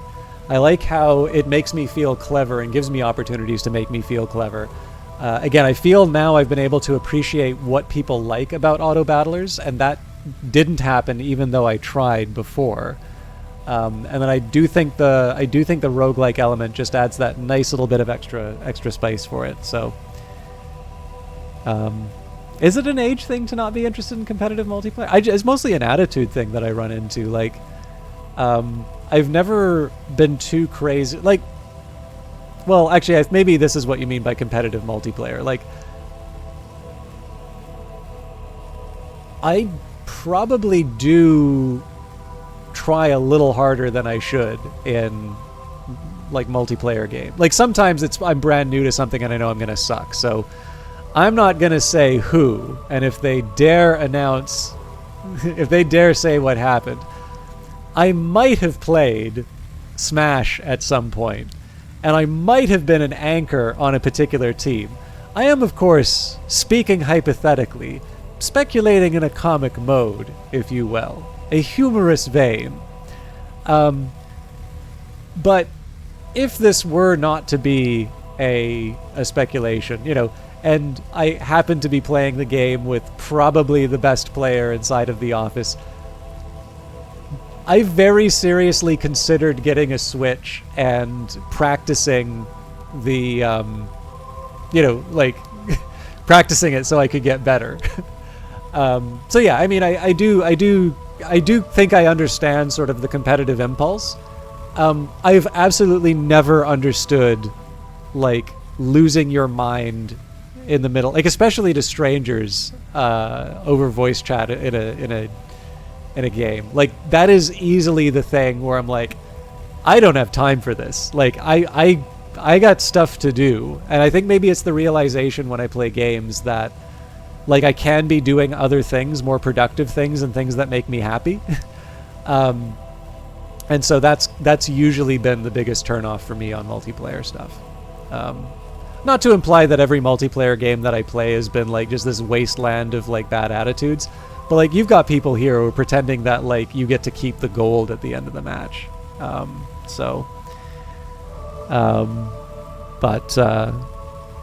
But yeah, anyways, so I would definitely say the single player is a big appeal for it for me here. But in the end, like I said, like I like strategy games, and so the fact that this is a strategy game that has made me appreciate like why auto battlers are a thing and like why they became so popular. It's really hard for me not to give an enthusiastic recommendation. The only thing I do need to say is, if you watch the last video that I've done of this, I had a really, really fun time with the like really unbalanced strategy that I found. But the thing is that most of the time people consider that to be a defect for a game. So I do just want to be clear. I'm very enthusiastic about the game, and frankly, I think getting it when it's at a lower price because it's already fun just means that you're saving yourself some money and you're supporting a developer, in the early development process. But, it is probably good to be upfront with the fact that, if I can find some exploits, chances are you will as well. And incidentally, like for those of you that do like the early access part, I did take a look at the Discord on the Brace Yourself Discord, and Daniil Kalupa, the developer of it, is very, very active in it. So I know some of you do like that element of early access, and that's another big reason why I could recommend it here. Rank play stresses you out way too much. Now that you have a kid to stress you out, you want game. Yeah, that's fair. And honestly, it's to each their own. But yeah, I do still have a bit of a competitive streak. But I will confess, like, I've gotten to the point. Like, again, I've definitely gotten quite impatient with people for backseating or like being rude in chat. Like, I understand what it is to like lose your temper or to like be short with someone. But just like the magnitude of the outburst relative to the stakes is something that I like intellectually can understand, but like I do find it kind of hard to wrap my head around sometimes. Anyways, I do want to get through this. I realize that probably the electric sound is grating on people, so I only have 4 more to go, so.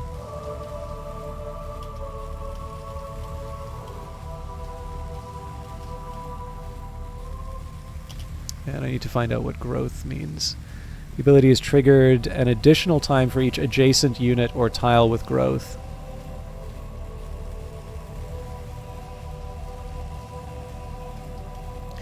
So that would actually probably be good for the plants.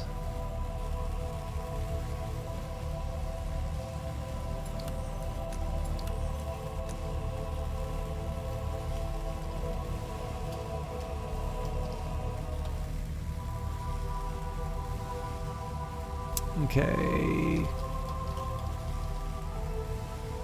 Unit.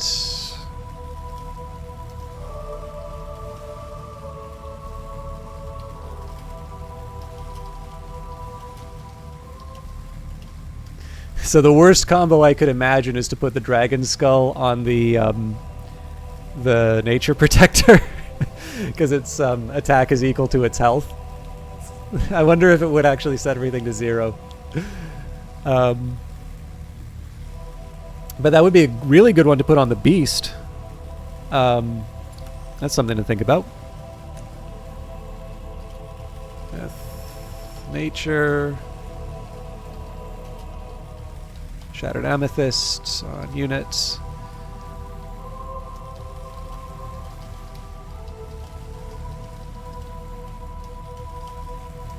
That's actually, weirdly enough, another good one to put on the plant. So abilities trigger twice when corrupted units are standing on them, because they're already a 1/1 unit. The thing is, do I want to give up a whole gem to give them 1/1? Feels like there's better things I can do. And then finally, Death.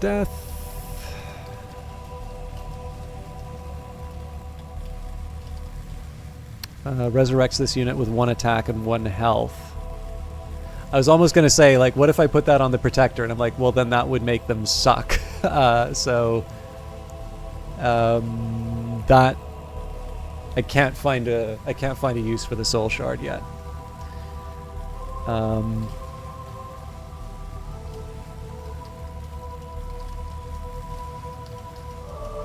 But that doesn't mean that there isn't a role for it. Okay. So I don't necessarily have enough to get all of the shards that I need. So I'm just trying to format the cells so I can read everything.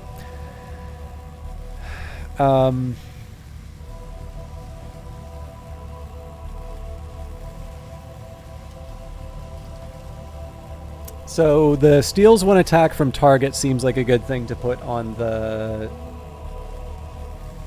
Well, there's 2 things, actually. Sorry.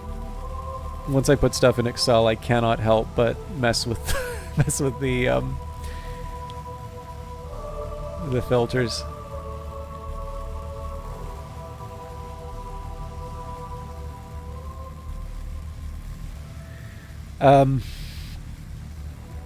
So +1, +4 on summon, not bad. I mean, that might even be good for the nature protector. Steal 1 attack from target seems ridiculously good, though. Add 2 health to all adjacent allies, and on growth, that would also be a good one.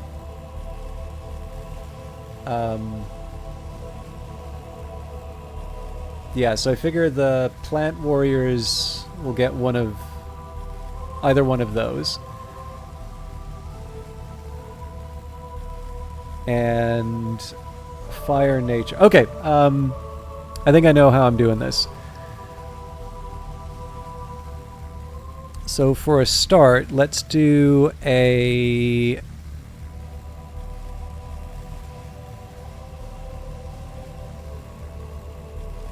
nature death. So we're going to build the sinister topaz and put that on the plant warrior.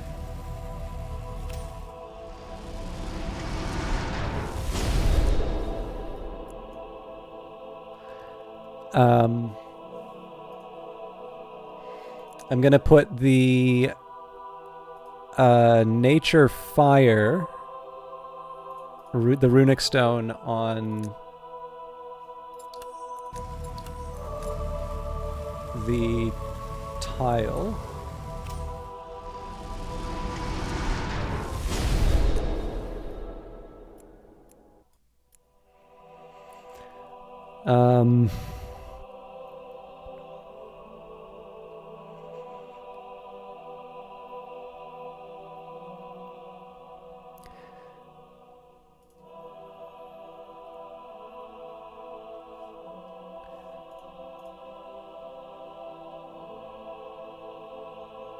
So Deathfire would be good for the beast. I don't use the beast a whole lot, but that might change.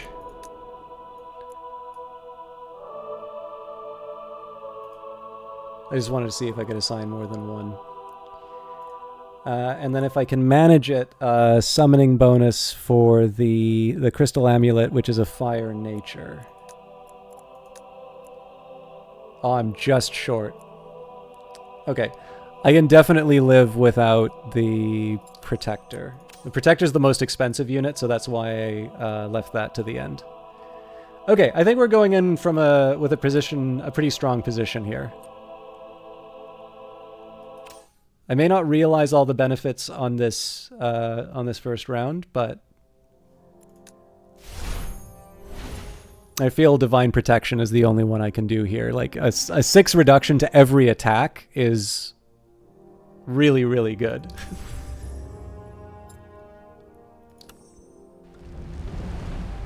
So I believe this one is a battle against a city.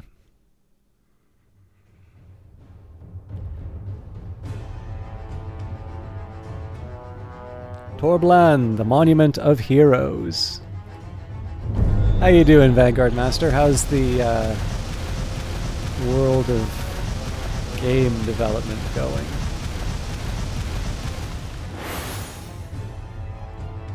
Man, this is going to be... This will potentially be a very short battle.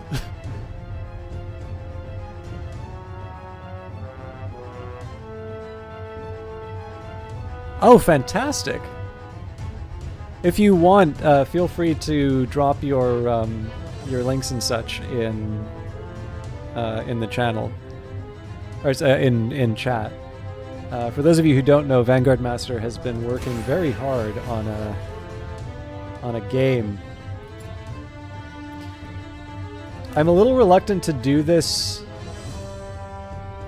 right now.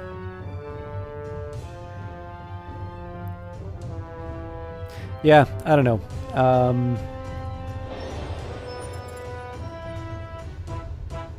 So I got a couple of options here.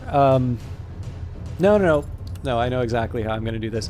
I still want to capture villages. So the only options I have would be to put 2 plant warriors down here, and then we're going to get more plant warriors to slowly work down these walls.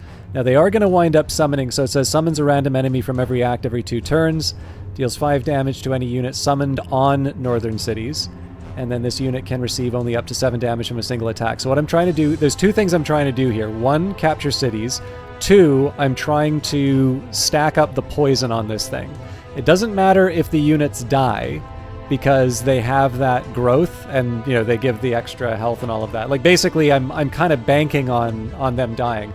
What I am looking to try and do, though, is get all of these buffs sort of rolling as quickly as I can.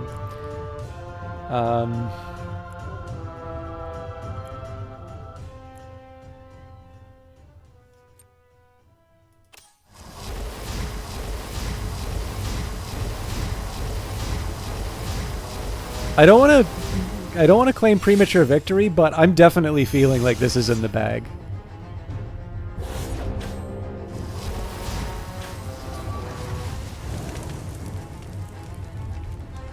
Now, I didn't realize that this thing attacks. I'm not 100% sure how I would have known that it would fight back. Like I can live with it. It's not going to change my strategy at all, but.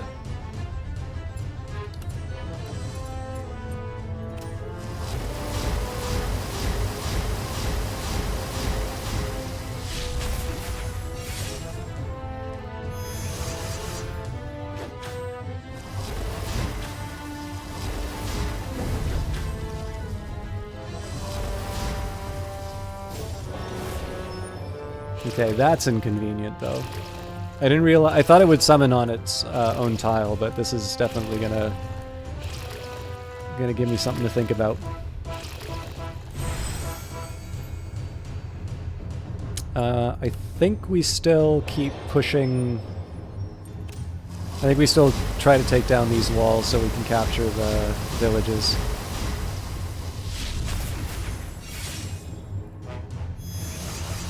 Once this unit stops moving and, you know, basically when it moves it's able to damage everything around it. So I want to make sure that it stops moving before I start stacking on the poison.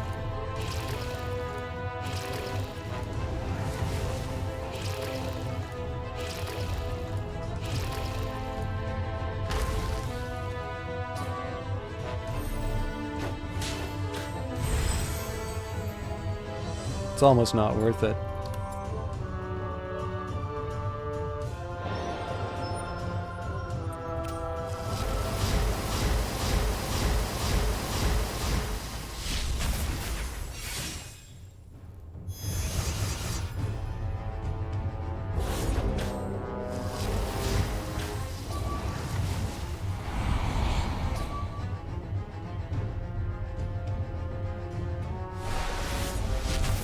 So again, I'm not at all worried about. I am not at all worried about throwing away units against these walls, against the shrine, because in the end I get to summon the Bone Horror.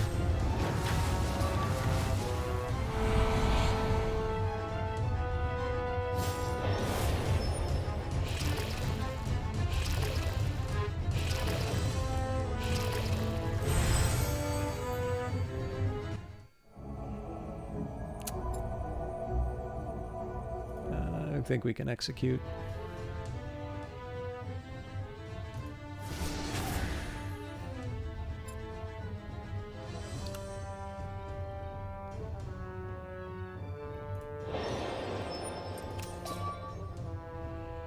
So I did miss the opportunity to do the trick of. I should have summoned the Protector of Nature and boosted its health. That's fine. We'll put the regen on the shrine to make it even more ridiculously powerful.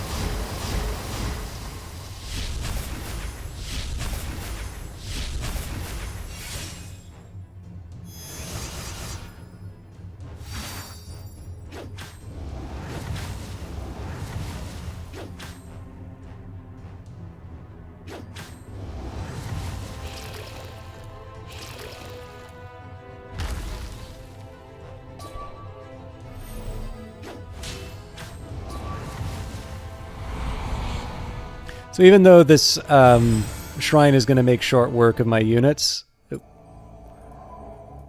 like I'm basically going to spam the plant warriors first so that we can capture all the villages, and then after that we're going to summon things like the beast, which can take a little bit of punishment. It would actually be kind of funny to see what would happen if I took the shrine and I put it beside the shrine and the shrines kind of fight each other. That also seems like a good way that I can lose, so I'm not going to do that, but it would be fun to test.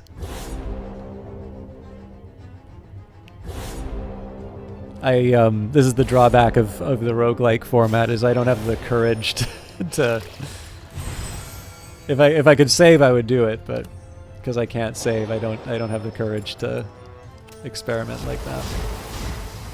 I'm pretty much ignoring the ogres at this point, because with 63 damage from the shrine, like, sure, they can damage me when they move in, they can even do an attack. With 127 damage, it's not a... You only YOLO once?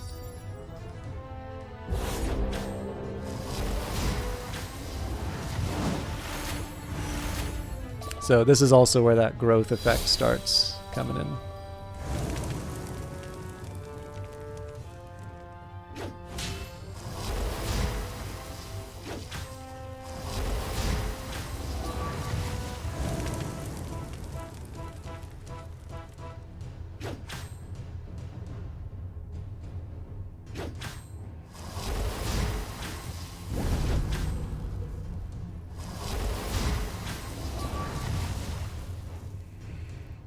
Let's set the curse of weakness. So in this case, this frees up my plants are no longer going to die on the tower, which is good because next turn we summon the big scary. It does mean I'm not going to have much use for the beast though.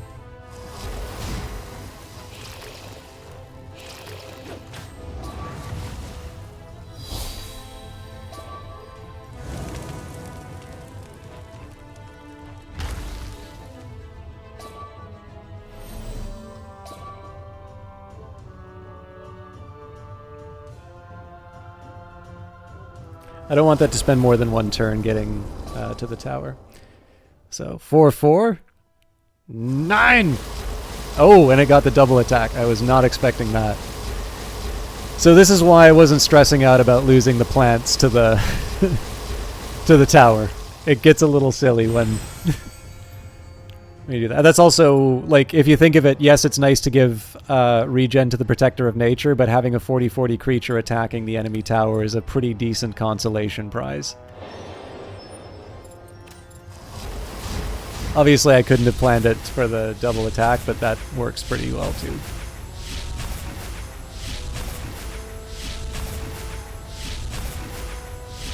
And of course, we have all of the villages, so we're getting buffed quite strongly. Presumably this guy, yeah, good. Oh, that's right, this got the armor. Okay, so this will be a little bit of a slog, but...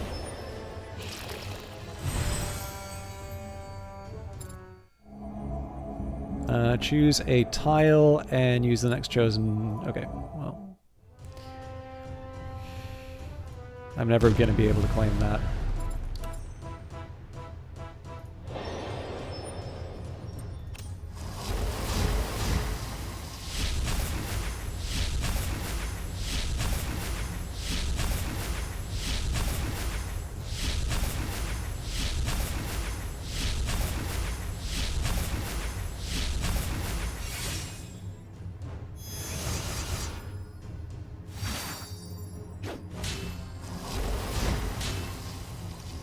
I do need to figure out why the shrine seems to go through the armor. I'm not complaining about it, but I think I should probably understand that mechanic a little bit better. It's a moot point. Obviously, we're going to win this turn, but...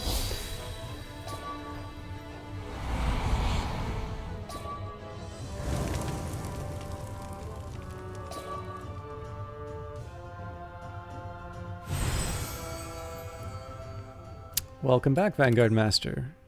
You are ready to see supreme victory.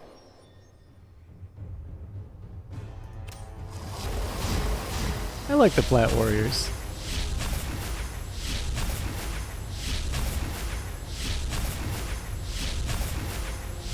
Nice little mushroom guards.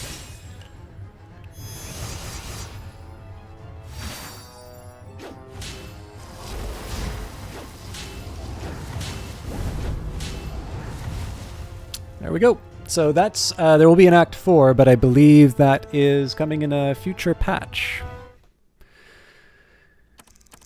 So 9 continents destroyed, 157 units and tiles created, 3 gems crafted, 6 lessons learnt, 4 scrolls used, 5 with divine speed, 70 in the ethereal vault, 60 power of the elements, for a total of 3,711. I actually don't know what this is called. Obviously with a nice big modifier. So let's figure out... So there is a new shrine that I can buy. Maybe I should leave 1,000 aside for that.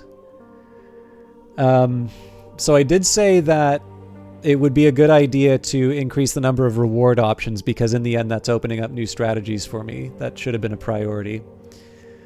I mean, I don't mind visual customization. I just feel like I should be getting... Like, my ability to win games...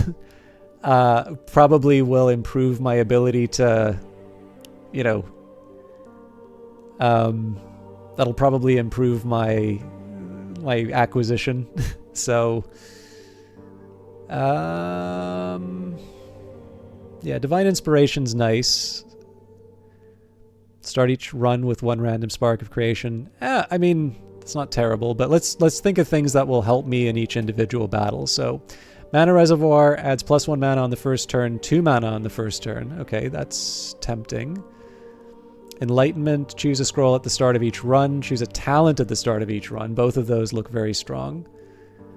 Stored energy, a free attempt to recreate a continent. Yeah, that honestly doesn't appeal that much to me. Extra health for defeating bosses definitely strikes me as useful.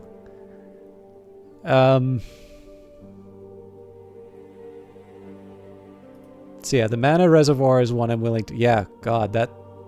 So if I want to get the new shrine, that's it for my boosts. I still think this is the right call. But the expenses really creep up on you. Okay.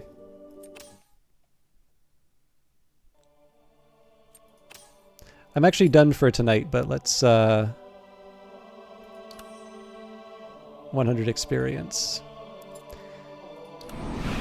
So the Corrupted Shrine. Start the battle with 2 shrines. The health splits equally between them. Now, it's not clear to me as to whether or not these are movable. Okay, standard immobile shrine, yeah. So I kind of assume because it looks like they've got legs, but... Just to give you an idea, right, if you can see, I have no idea, I don't know if they've announced how many new shrines they plan on bringing in, but there's at least space for 5 more. So, you know, presumably you don't put an empty box there if you don't plan on adding it, but I can't tell you for sure. But yeah, we've got a win now with the regular shrine. We do have a win with the magma shrine, but obviously because we found a bit of an exploit, we haven't tried the Corrupted Shrine yet. Now, I have actually seen something similar, like in terms of like multiple shrines. So this isn't entirely unfamiliar to me. Actually, just thinking of it, right, the way that I did that shrine, if I have 2 shrines, I can put 2 down, each on a health regenerating tile, and double the chances for healing. Now, of course, I also potentially double the chances for damage if the enemies kind of get the drop on me. But yeah, there's definitely some interesting ideas here with the Corrupted Shrine. Or, you know, I can try an immobile shrine, but I'll probably try it on hard difficulty next because I've graduated and I've got powerful boons. Anyways. I hope you all enjoyed Godless. I'm actually going to try and bring up the Steam page so I can be a good influencer and make you all buy this game with my silver tongue. There's the Steam page. Just a reminder, I have been given a key for this game from Brace Yourself Publishing. I'm definitely very fond of it, and I'm of course fond of the publisher as well. Currently $12.99 Canadian. I sadly do not have the US dollar amount, but I know your money is worth more than ours, so Please pay $12.99 US and keep Brace Yourself and Daniel Kaluuya playing games. Or playing games, making games. Presumably they will be playing their games too.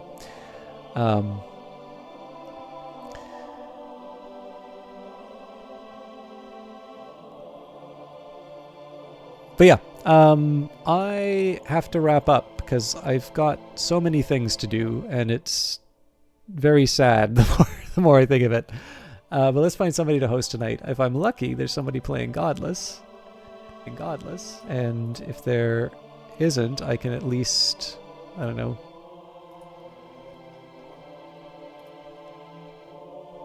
try and find something for you. Okay, anybody playing Phantom Brigade?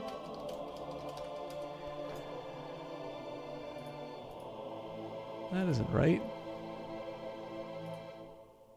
It does bug me that when you search for a game on Twitch,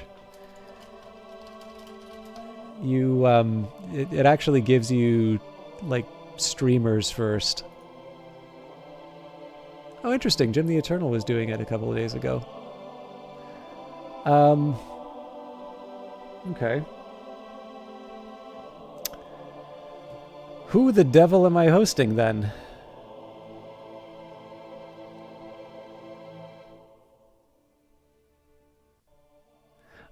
I will host Will Shand.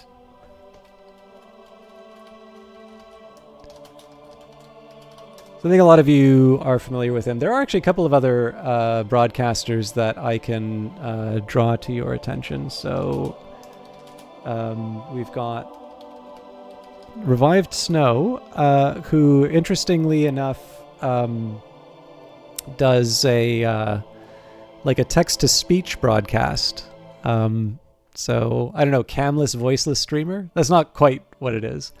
But they have tended to do a fair amount of Phantom Brigade in the past.